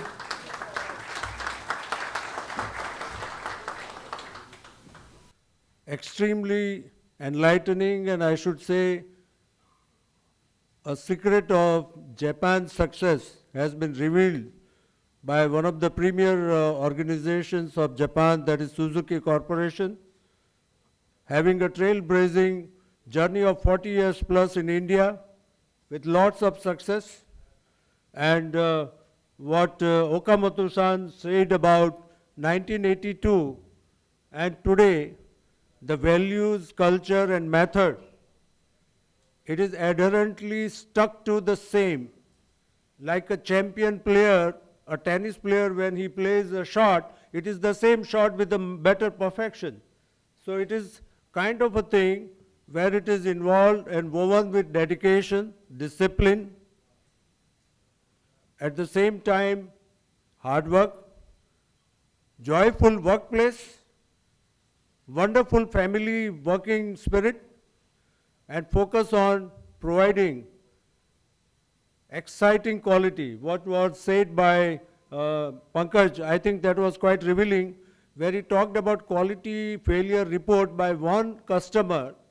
They took it right up to 1,300 unsatisfied customers, possibly. I think that shows a very focused drive towards quality of the product which is being manufactured by Maruti in India. At the same time, the way in which they talk about discipline, very interesting observation, that frame the rule together, follow the rule.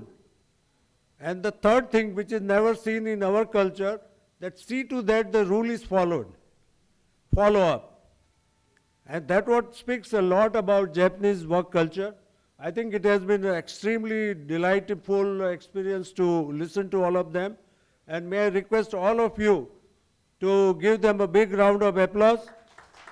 And I would sincerely thank Mr. Okamoto-san, Ayashi-chan, Mr. A.K. Singh, and Pankaj Sharma for giving such a wonderful presentation. Thank you very much.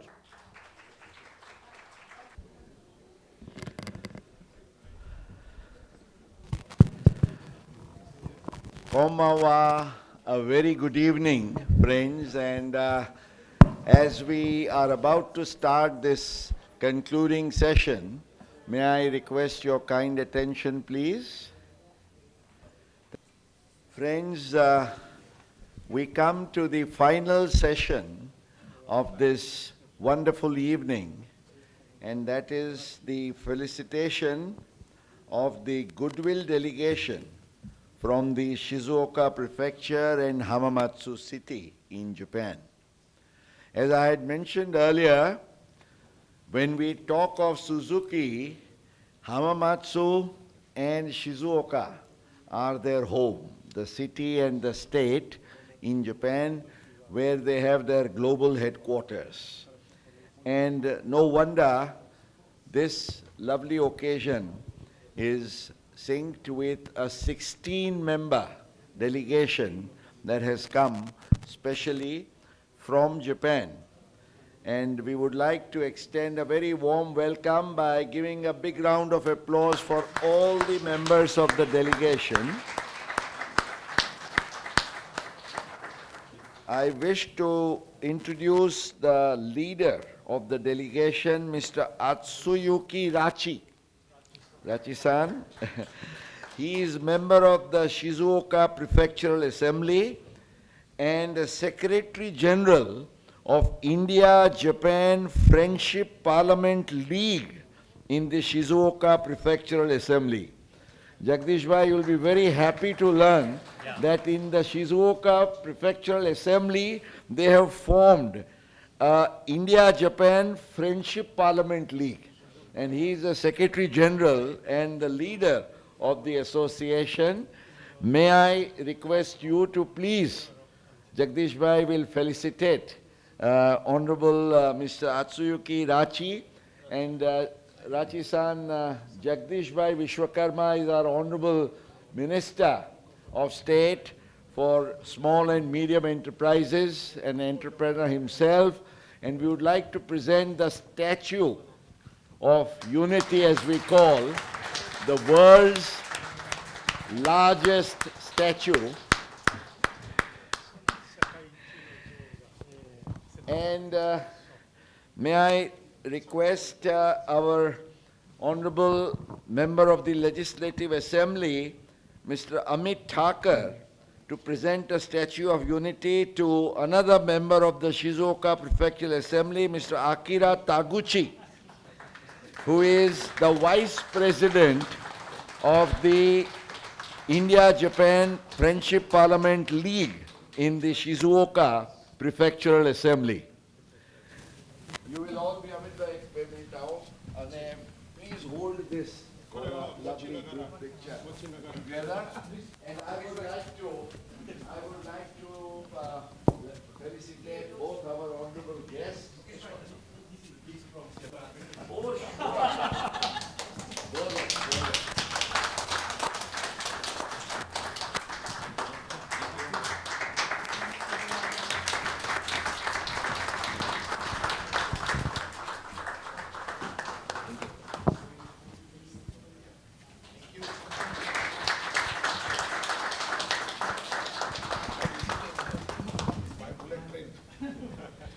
and I would like to take opportunity to present inspirations from Japan. Jagdish Bhai एक हमारा बहुत सुंदर calendar हमें बना दीजिए कि पहला हमारा एसोसिएशन हो इंडिया के साथ आपने हमें भावभीनु स्वागत करिए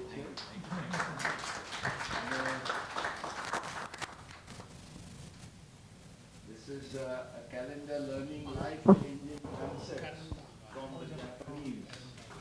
And I request Martin to please Amit Bhai ne aap felicitate karo.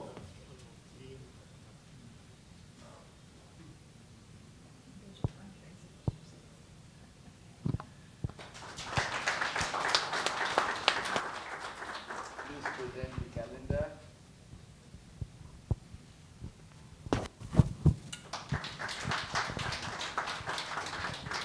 We will just take a group picture together.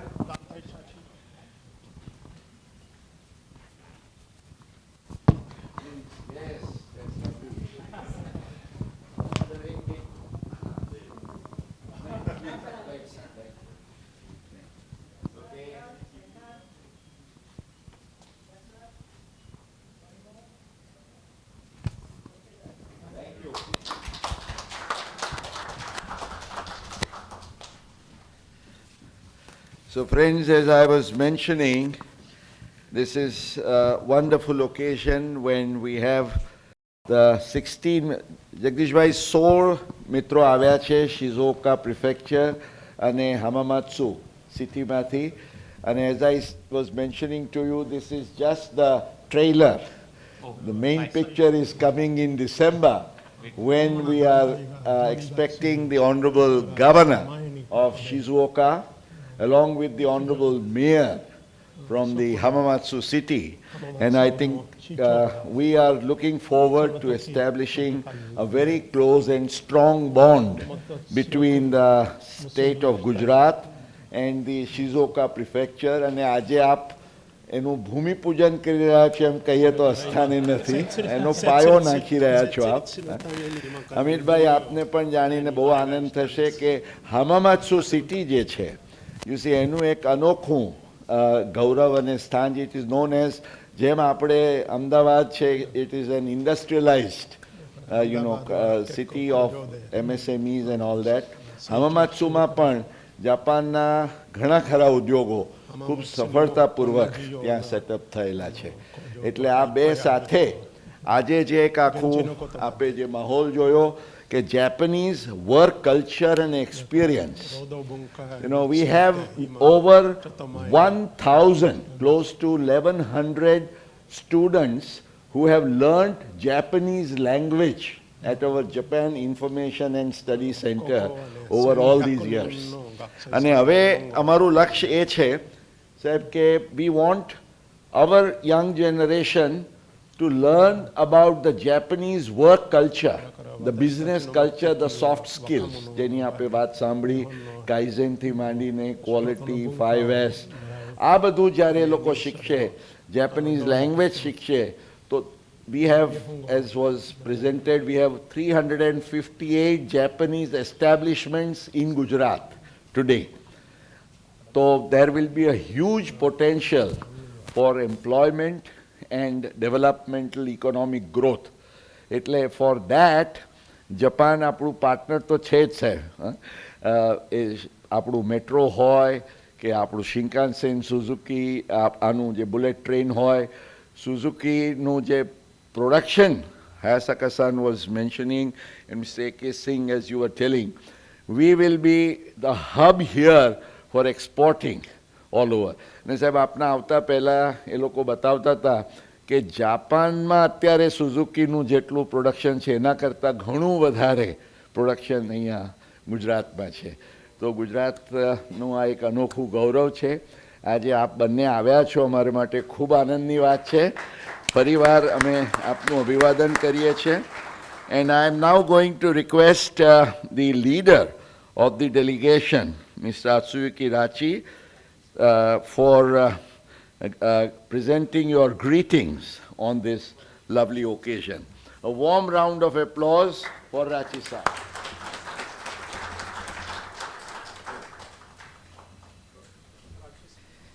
ただいまご紹介いただきました静岡県議会議員の拉致です。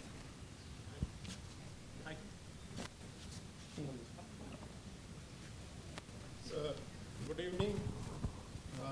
As you have heard, my name is Rachi Hatsuyaki-san, member of the Shizuoka Prefectural Assembly. この度は本イベントにご紹介いただきまして、また私たち静岡県および浜松市訪問団を歓迎いただきまして、心から厚く御礼を申し上げます。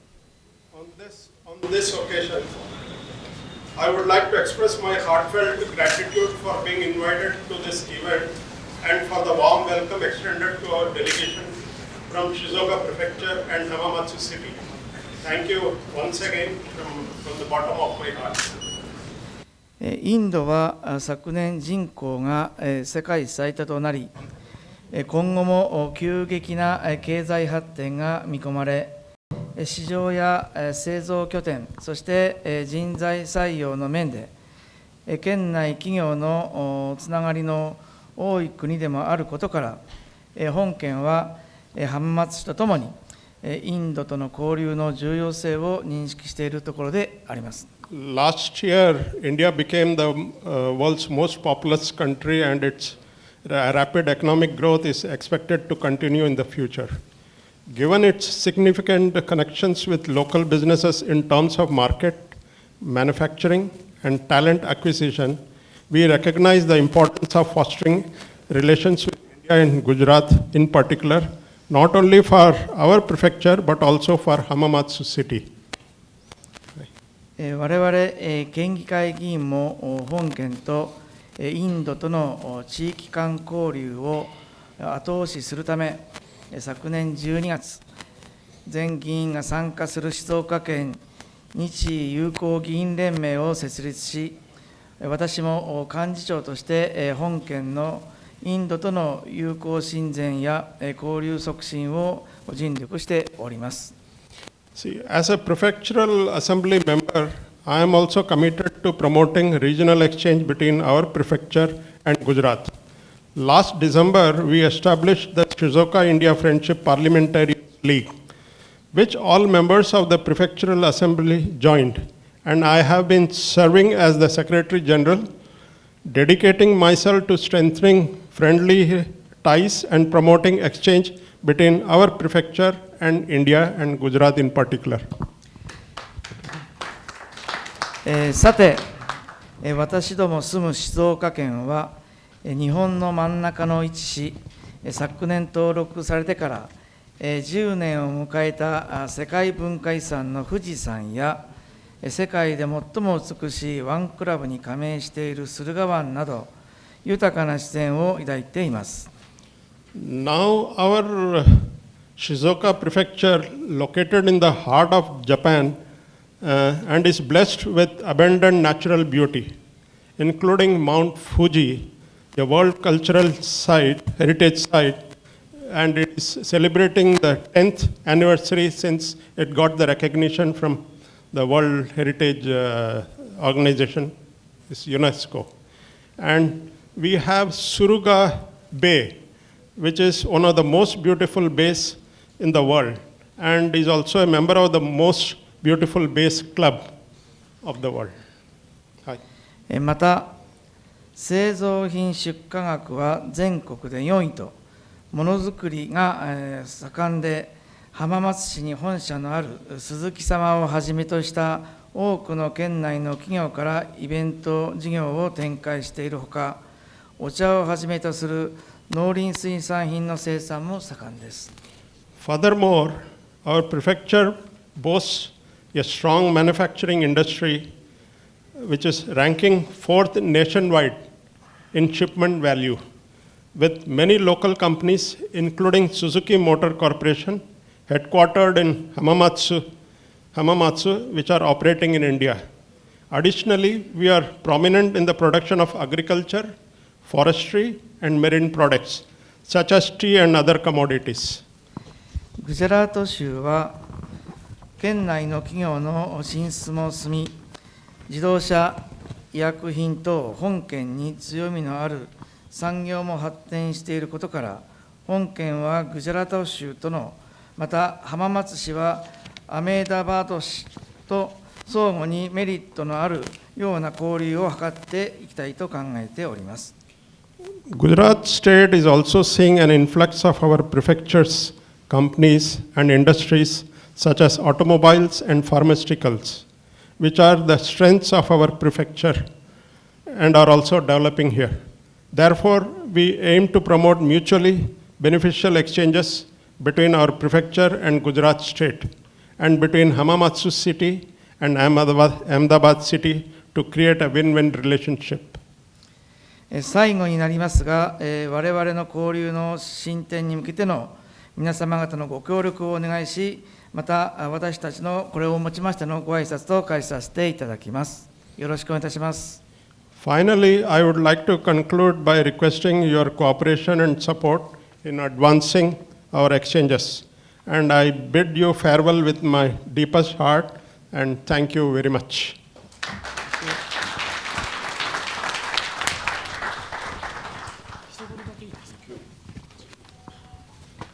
He wants to. Of course, of course. どうぞ。はい、皆様こんばんは。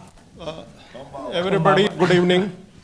私は拉致議員の同僚の田口明と申します。I am the colleague of Mr. Rachi in the same assembly, and my name is Taguchi-san.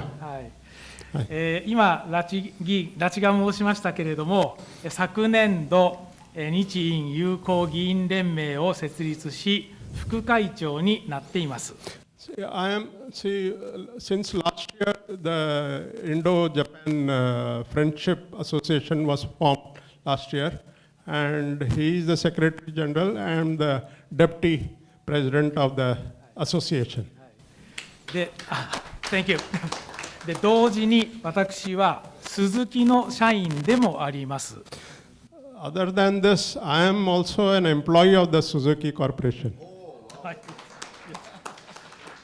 先ほどからお話を伺っていて、スズキウェイがこのインドに根付いているのを聞いて、とても嬉しくなりました。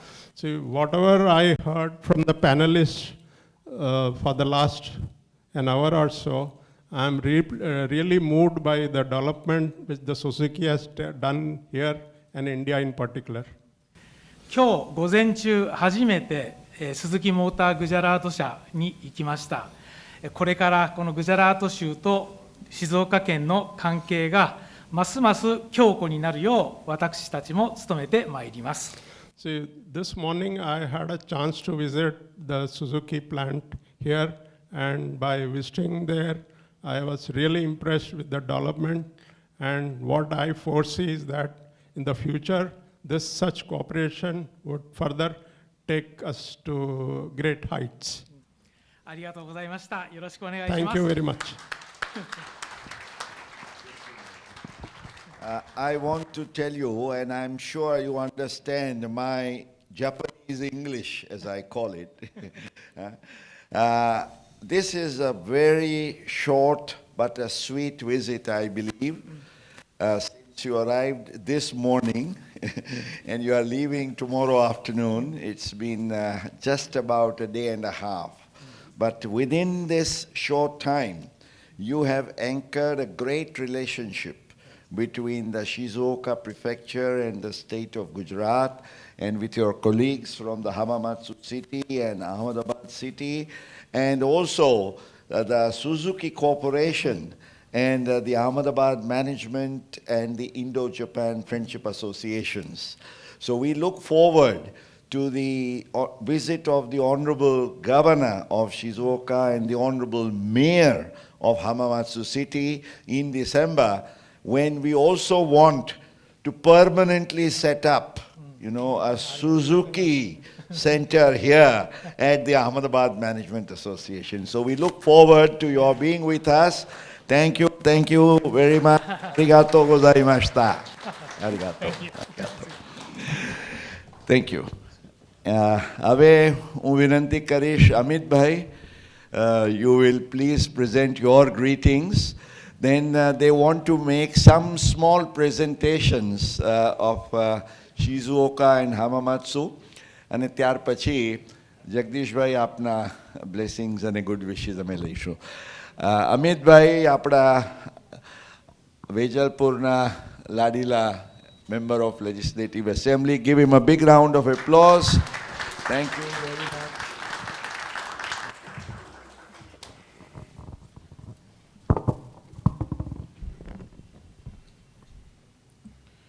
Respected dais,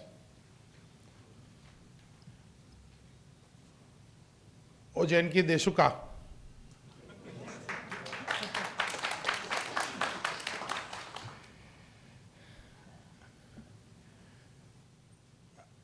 मैंने अभी मेरे मन में जो था वो Japanese language में रखने का थोड़ा सा टेक्नोलॉजी का उपयोग भी किया, ताकि यहाँ के जापानीज दोस्त समझ पाए.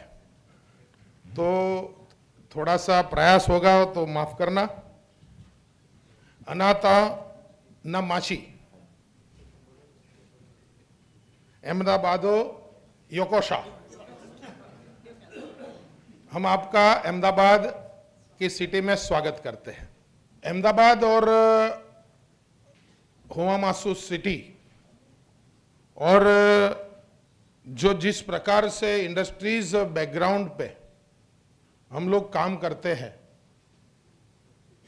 जो वर्क कल्चर की यहाँ पे बात है, इंडिया में गुजरात एज अ स्टेट भी एक बिजनेस स्टेट के रूप में जाना और समझा जाता है। बिजनेस एथिक्स को लेकर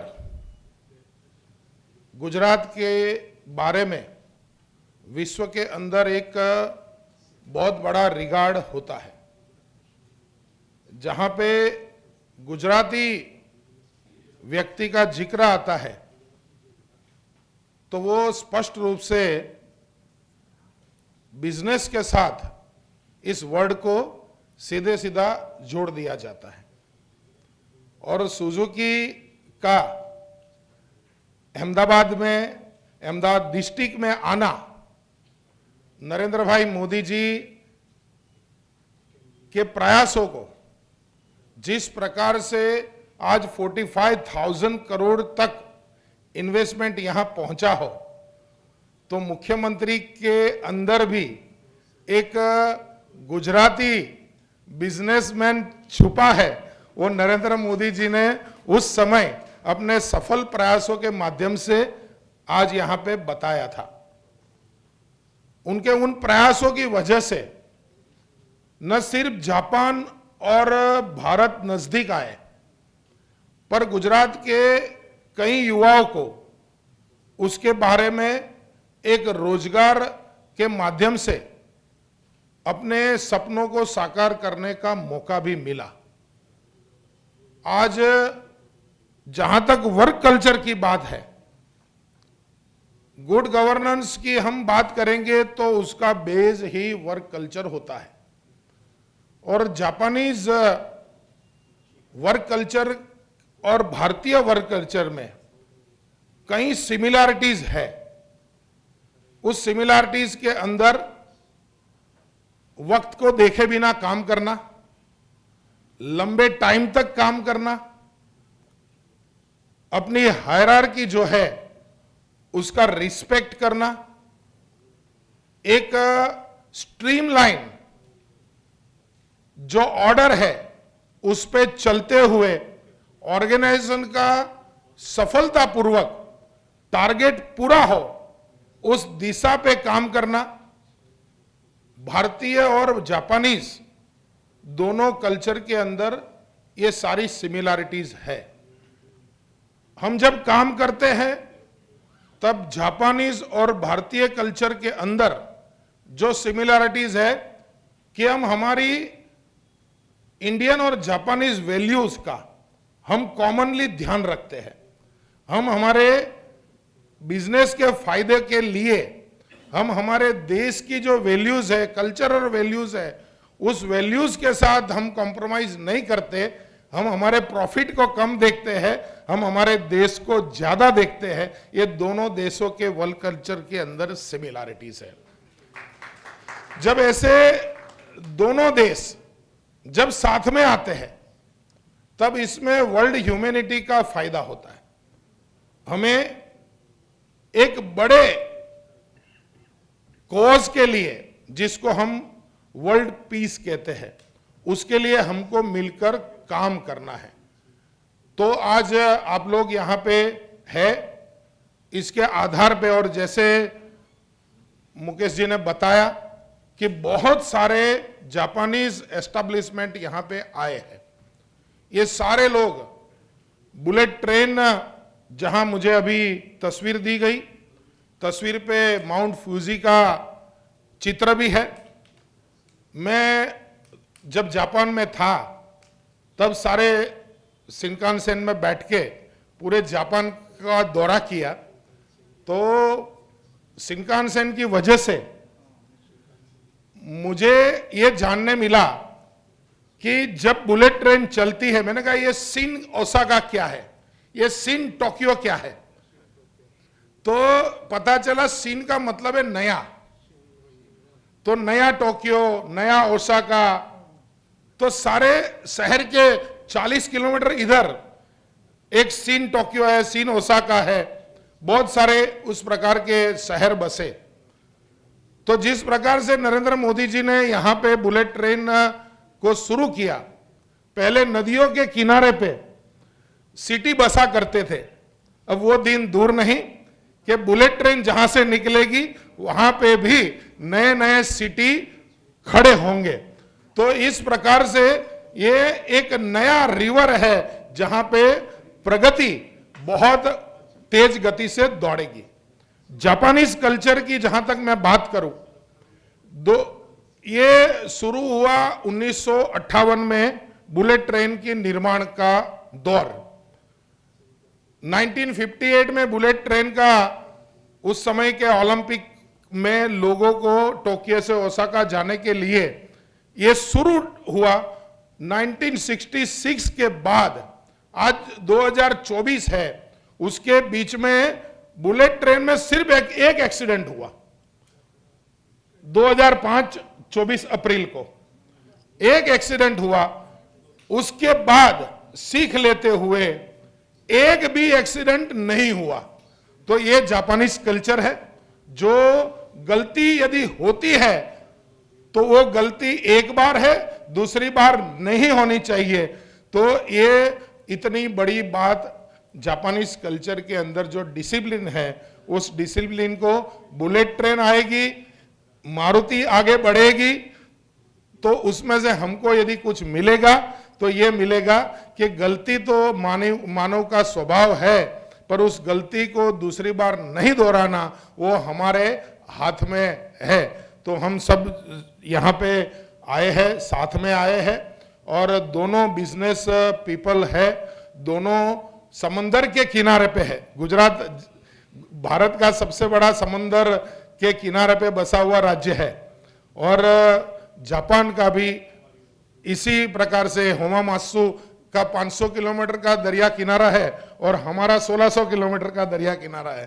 तो दोनों सी कोस्ट पे बसे हुए राज्य हैं।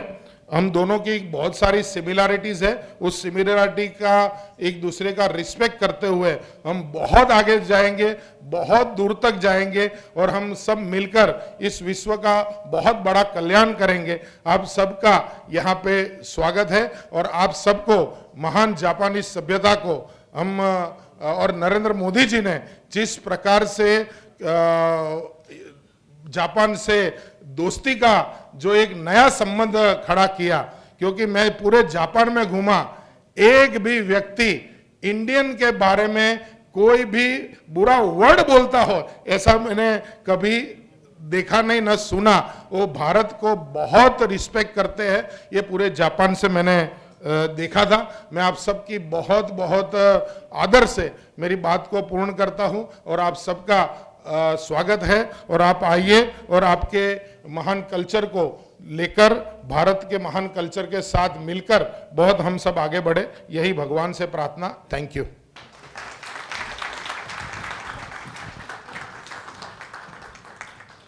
अमित भाई को बहुत बहुत धन्यवाद। आपने बिल्कुल अपने हृदय से इतनी बढ़िया बातें बताई, और जैसे आपने कहा कि जापान और भारत, उसकी और ख़ास तौर से जापान और गुजरात, वो दोनों की केमिस्ट्री जो है वो इस तरीके से एक दूसरे से मिलती है। इसी कारण है कि आज सुजुकी ने हमारे यहाँ 45,000 करोड़ का निवेश इस वाइब्रेंट में पूरा उन्होंने अनाउंस किया। I think that's a great thing for Gujarat and for Shizuoka and Hamamatsu to set up this new relationship.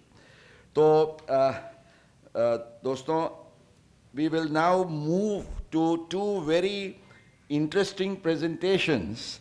Firstly, on the charms of Shizuoka by Mr. Akihiro Matsumura, the Director, Regional Diplomacy Bureau of the Shizuoka Prefectural Government. He would like to make a presentation. Let us welcome Matsumura-san. Matsumura-san, dozo.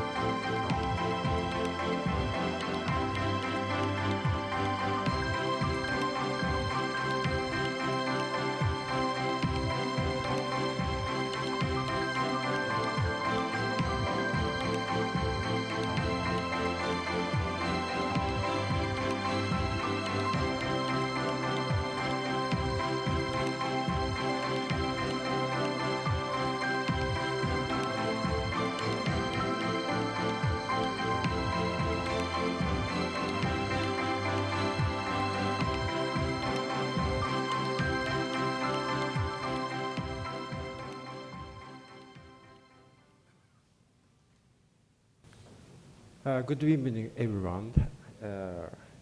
You just watched a short movie that summarizes the charm of Shizuoka. How do you feel? Each movie is 3 minutes long. And today I want to show the all seed of the charm of Shizuoka, but I have much time left today. So I'll skip sometimes seed or explanation of detail. But we are just working on the following in various these issues. The next. This is today's content. The presentation will begin with an overview of Shizuoka and its attraction in terms of transportation, nature, traditions, food, and industry, followed by an introduction to India-related projects and multicultural activities. And about Shizuoka. First topic is an overview of Shizuoka. Population is almost 3.6 million people, which is the 10th biggest prefecture in Japan. There are 23 cities and 12 towns. Next.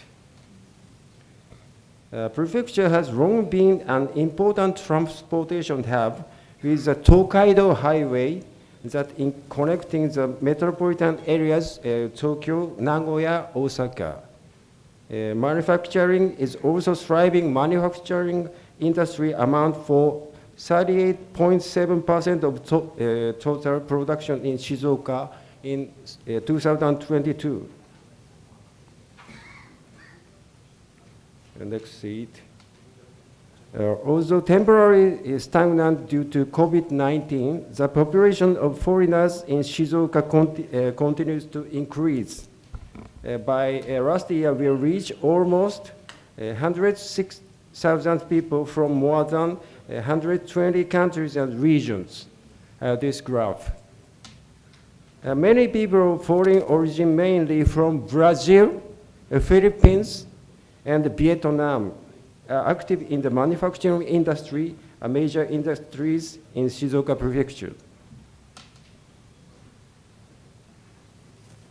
Next, in addition, the number of foreign visitors was about 1.6 million in 2019 before the COVID-19, ranking 13th in the nation. For 8 years since 2011, the number of tourists have increased by 7.5 times. We're making effort to increase the number of tourists. Next, Shizuoka's map. The center of Shizuoka, first of all, Tokaido Shinkansen line stopping station, there is 6 stations. Atami, Mishima, Shinfuji, Shizuoka, Kakegawa, Hamamatsu. And by air, Mount Fuji Shizuoka Airport, center line, airplane marks.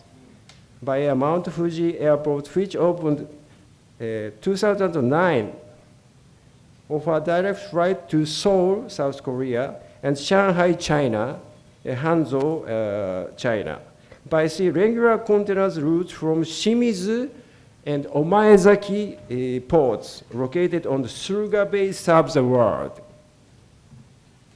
Next, I would like to introduce some of the traditional culture. The culture of traditional craft in Shizuoka blossomed as master craftsmen from all over the country stayed in Shizuoka when Tokugawa Ieyasu, who opened the Edo period, built his residence. Next. Next is the attraction of food. Shizuoka is the third largest producer of mandarin orange, in Japanese mikan in Japan, and the top quality crown melon a high quality melon. Next. And moreover, most of Japan's sakura shrimp, in Japanese sakura ebi, are caught in Shizuoka only. And Fujinomiya yakisoba fried noodle. And Hamamatsu gyoza means dumplings, which are often eaten by locals, famous as local dishes. Shizuoka Prefecture conducts exchange with 6 key countries and regions.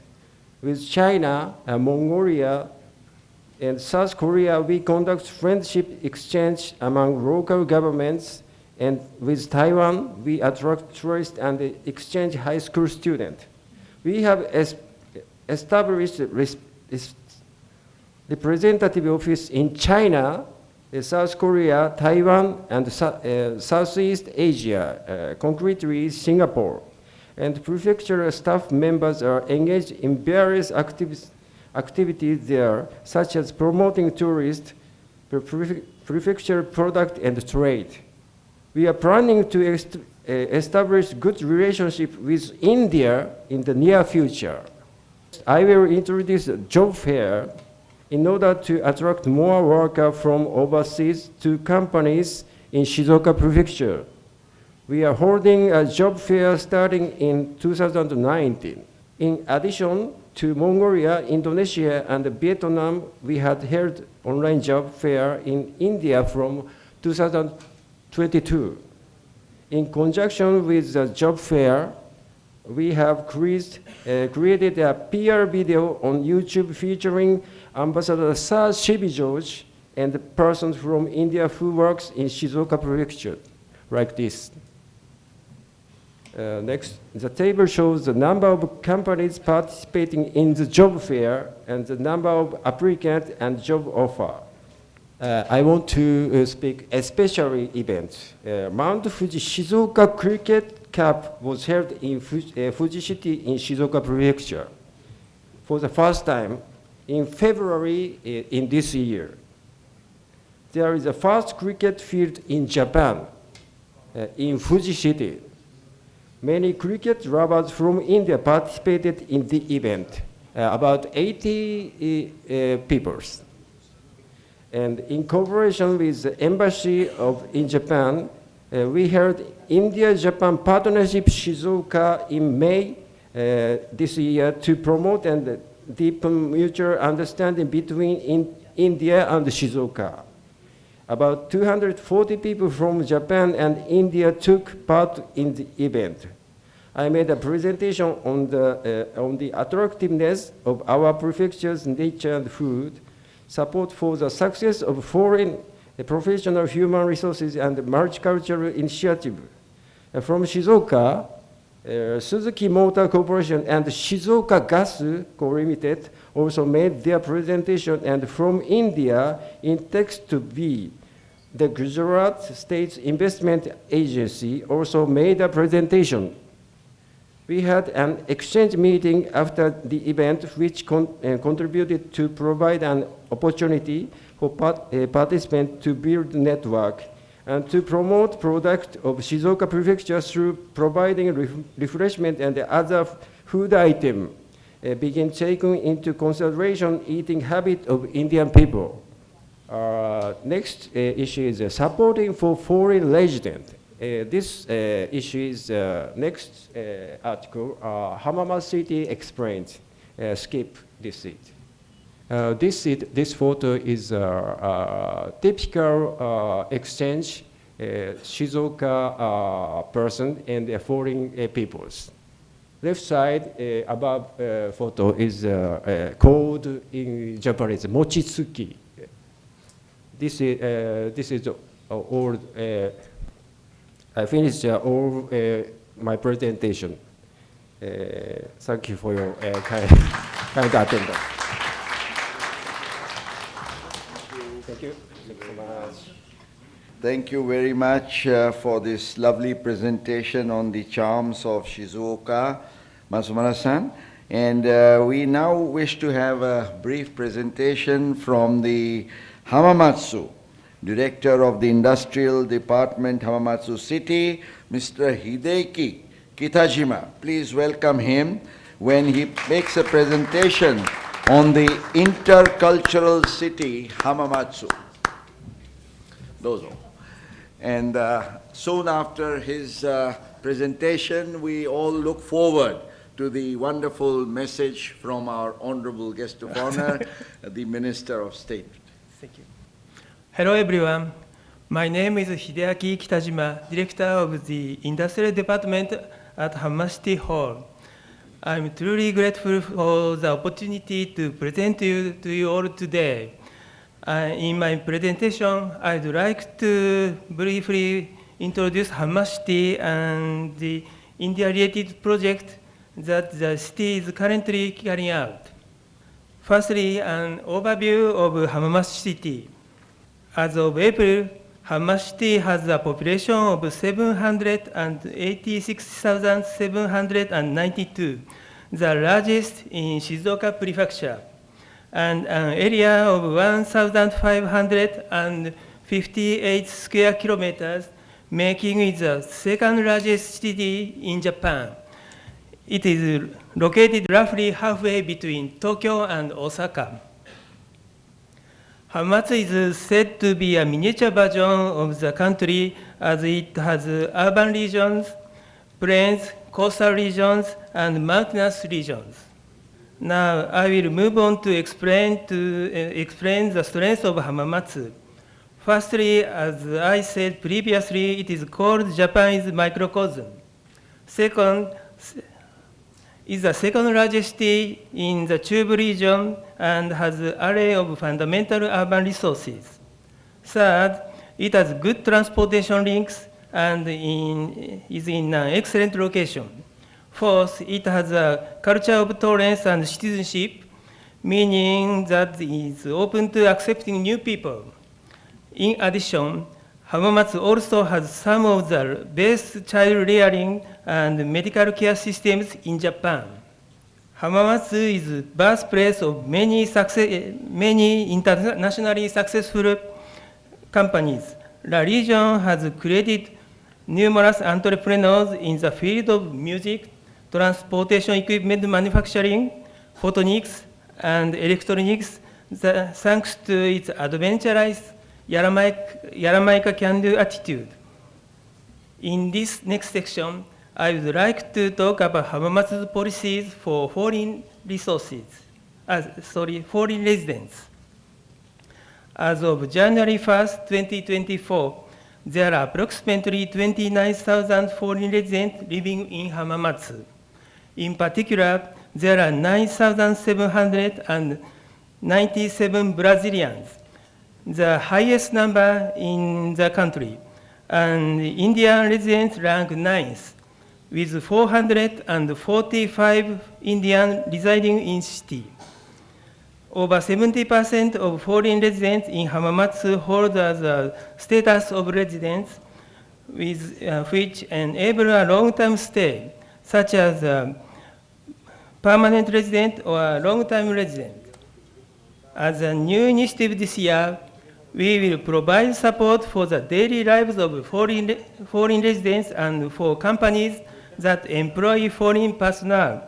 We will focus more than ever on policies that will connect the diversity and capability of foreign talent to the vitality and development of the city. Next, I will introduce some projects relating to India in Hamamatsu City. We have a partnership with the India Institute of Technology, Hyderabad. And in the past year, the mayor of Hamamatsu has met twice with an Indian ambassador. Even within the private sectors, efforts are gradually being made to welcome Indian residents into the city. Suzuki Motor Corporation serves vegetarian Indian food in its employee cafeteria, which has been very well received by foreign employees. In addition, the city is also holding various events related to India. We believe that increasing the population of Indian residents in our city will lead to the creation of an intercultural society and the revitalization of the local community. We hope you can aid us in building a mutually beneficial relationship between India and Hammamas city, between Gujarat and Hammamas city. Finally, I would like to conclude my presentation by having you watch a video introducing Hammamas city.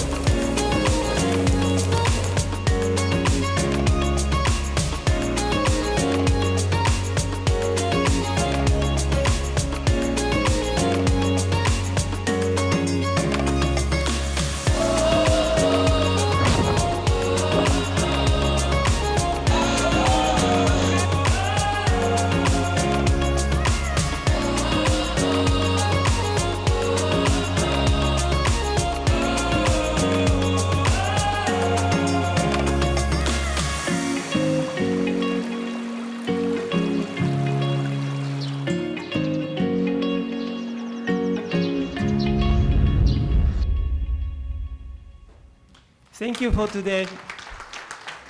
Thank you very much. Thank you.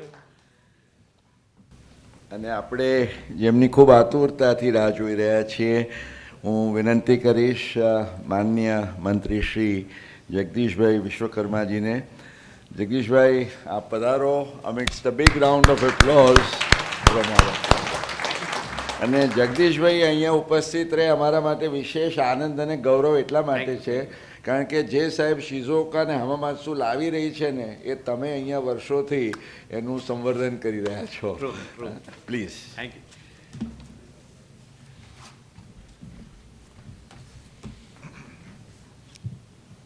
Good evening, everyone. Konnichiwa. AM and IJF દ્વારા જે આયોજિત Japanese work culture Suzuki way in Suzuki prefecture and Hamamatsu સિટીની goodwill ડેલિગેશન્સ ની આજની જે આ મુલાકાત છે અને મને ગેસ્ટ ઓફ ઓનર તરીકે જે આમંત્રિત કરવામાં આવે છે તે બદલ હું આભાર માનું છું એએમએનો અને એસ્પેશિયલી મુકેશભાઈનો. લગભગ લગભગ 4 વાગ્યાથી કે આપ ઘણા બધા લોકો જેપનીઝ કલ્ચર વિશે સમજી રહ્યા છો એમ. હું થોડું એવું કહીશ કે આ એક ખૂબ સરસ ઇનિશિયેટિવ એએમએનું છે અને મુકેશભાઈનું છે કે લગભગ ઘણા વર્ષોથી એક જેપનીઝ કલ્ચરને ઇન્ડિયાના બીબામાં અથવા ગુજરાતની અંદર સરસ રીતે ઇમ્પ્લાન્ટ કરવાનો એક અવસર છે. ત્યારે હું એવું ચોક્કસ કહીશ મુકેશભાઈ કે જ્યારે જેપનીઝ ડેલિગેશન્સ અહીંયા છે ત્યારે what is the India, what is the Gujarat and vision of the leadership Narendra મોદીજીની લીડરશિપની અંદર જે રીતે આપણે કામ કરી રહ્યા છીએ એમ, તો મોદીજીના જે 4 પિલર પર જે મોદીજી કામ કરી રહ્યા છે કે ભાઈ reform, perform, transform and inform, અને એની પર જે ભારતનું ડેવલપમેન્ટ થયું છે હું થોડું ફોકસ કરવા માંગીશ મુકેશભાઈ આપની પરવાનગી સાથે જેપનીઝ ડેલિગેશનને કે ભાઈ જે રીતે જાપાન ડેવલપ થયું છે અને આજે ભારતનું જે ડેવલપમેન્ટ થઈ રહ્યું છે, આ બંને બાબતો એટલા માટે મૂકું છું કે ભારત આજે જે વિકસિત કન્ટ્રીઓ છે એમાં નંબર 1 થી 3 કે 1 થી 5ની અંદર છે. એમાં ભારતના જીડીપીની વાત કરું તો 2014 પહેલાં 1.8 ટ્રિલિયન હતું, આજે 3.7 ટ્રિલિયન છે. વિશ્વમાં ભારતનું સ્થાન 5મા નંબરે છે. એક્સપોર્ટ ક્ષેત્રે we have $750+ billion. We have 21 metro cities. We have in India 148 airports. We have 22 AIIMS hospitals. National highway, we have 146,000 above kilometers. We have railway line 55,000 kilometer above. Metro railway train more than 900 kilometers. And passport office, we have 525. It is not a small amount of India. આ બધું જ ક્યાંક ને ક્યાંક એક work કલ્ચરના કારણે ક્યાંક develop થયું છે. અને મુકેશભાઈ જ્યારે તમારે ડિસ્કસ થાય જેપનીઝ ડેલિગેશન સાથે ચોક્કસ કહેવું છે કે we have so many segment industrial area in Gujarat and entire the India. We have textile hub, we have diamond hub, we have chemical hub, we have pharmaceutical hub, we have engineering hub. But now scenario is changed. જ્યારે આપણે 45,000 કરોડ રૂપિયાનું investment જ્યારે Japanese industries અહીંયા કરી રહી છે ત્યારે Japanese કલ્ચરને develop કરવું એ બી આપણી એક જરૂરિયાત છે, આજની નેસેસિટી છે. જે કાઇઝન જે કામ કરી રહી છે, ઇવન પીએમઓ અને સીએમઓ ઓફિસ પણ કાઇઝનને ફોલોઅપ કરી રહી છે. ત્યારે મને એવું લાગી રહ્યું છે કે મુકેશભાઈ આજે આપણે બેઝિક રૂટથી ઇવન સ્કૂલિંગ લેવલથી કે કોલેજ લેવલથી આપણા કલ્ચરને પણ ક્યાંક ને ક્યાંક રિફોર્મ કરવાની જરૂર છે. માત્ર ઇન્ડસ્ટ્રીઝ લેવલે જો રિફોર્મ કરીશું, એને ચેન્જિંગ કરીશું તો કદાચ એ ચેન્જ થતા સમય લાગશે. પણ એઝ અ સ્કૂલિંગ લેવલથી, આપણી સોસાયટી લેવલથી જો કદાચ આપણે કામ કરીશું તો કદાચ મને લાગે છે કે આપણે વધારે સારું તમારો જે એમ છે ને જેપનીઝ કલ્ચરને જે આપણે વર્ક કલ્ચરને આપણે ડેવલપ કરવું છે ઇન્ડિયામાં અને આપણું કલ્ચર્સ એ જાપાનમાં અથવા અધર કન્ટ્રીઝમાં ડેવલપ થાય. ઇન્ડિયાની વાત કરીએ તો India in we can say unity of in diversity, people of the all religions we have, all caste, all dialect, all cultures, lifestyle, dressing, faith in God. એટલે એવું કહેવાય કે નરેન્દ્રભાઈના શબ્દોમાં કહીએ તો એક ભારત શ્રેષ્ઠ ભારત વસુધૈવ કુટુંબકમની ભાવનાથી આજે ભારત જીવી રહ્યું છે. આ કલ્ચરને પણ ક્યાંક એક્સચેન્જ કરવાની મને જરૂર લાગી રહી છે.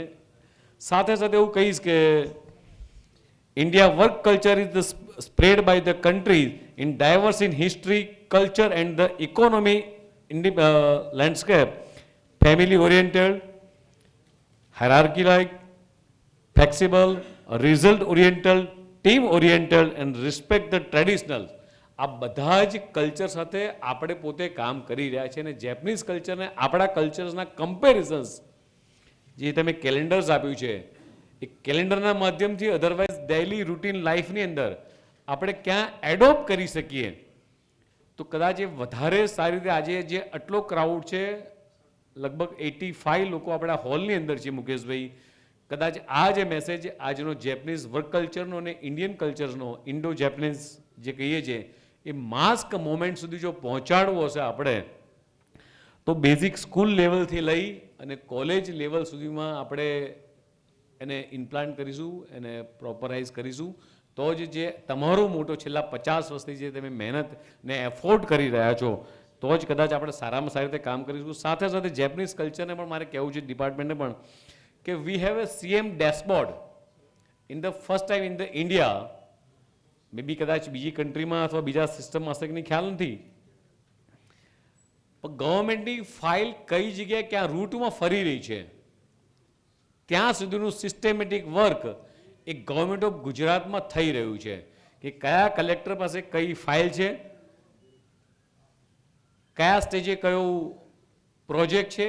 પીએમ ગતિશક્તિ અંતર્ગત લગભગ 17 કરતાં પણ વધારે ડિપાર્ટમેન્ટ આપણે ઇન્ટિગ્રેટ કર્યા છે અને કઈ જગ્યાએ બહારના કોઈ પણ ઇન્વેસ્ટરને જ્યારે મુકેશભાઈ ગુજરાતમાં કે ભારતના કોઈ પણ ખૂણામાં જવું હોય અને કઈ જગ્યાએ ઇન્ડસ્ટ્રીયલ લેન્ડ અવેલેબલ છે, કઈ જગ્યાએ વોટર સોર્સ અવેલેબલ છે, કઈ જગ્યાએ રોડ ઇન્ફ્રાસ્ટ્રક્ચર અવેલેબલ છે, કઈ જગ્યાએ railway connectivity, airport connectivity, hospital connectivity, આ બધી જ સિંગલ ક્લિકની અંદર એ ભારતની અંદર આજે અવેલેબલ છે ને લગભગ ગુજરાતમાં તો ઘણા વર્ષોથી જ્યારે નરેન્દ્રભાઈ મુખ્યમંત્રી ત્યારથી આ બધી જ ઇન્ફ્રાસ્ટ્રક્ચર ક્રિએટ કરેલી છે.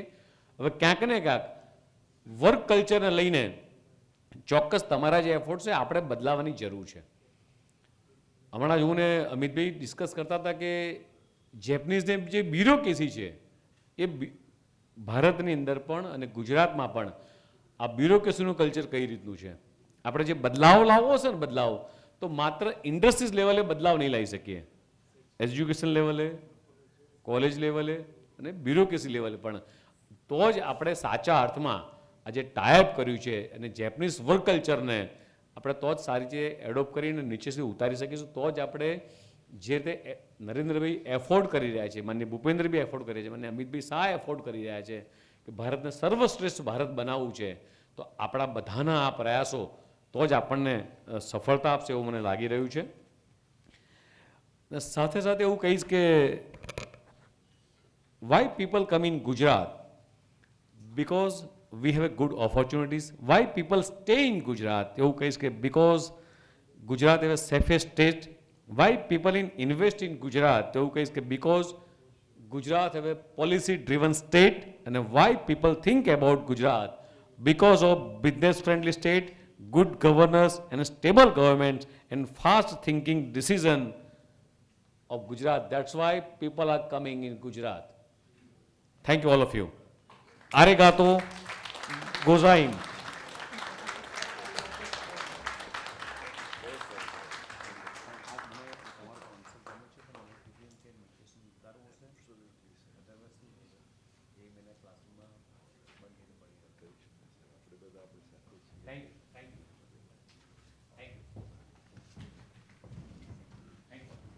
So, all good things must end well.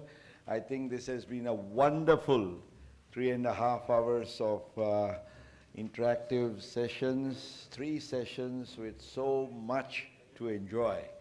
But it will not be over before we have a final wrapping up by our Honorary Secretary of the Ahmedabad Management Association, Shri Mohal Sarabhai.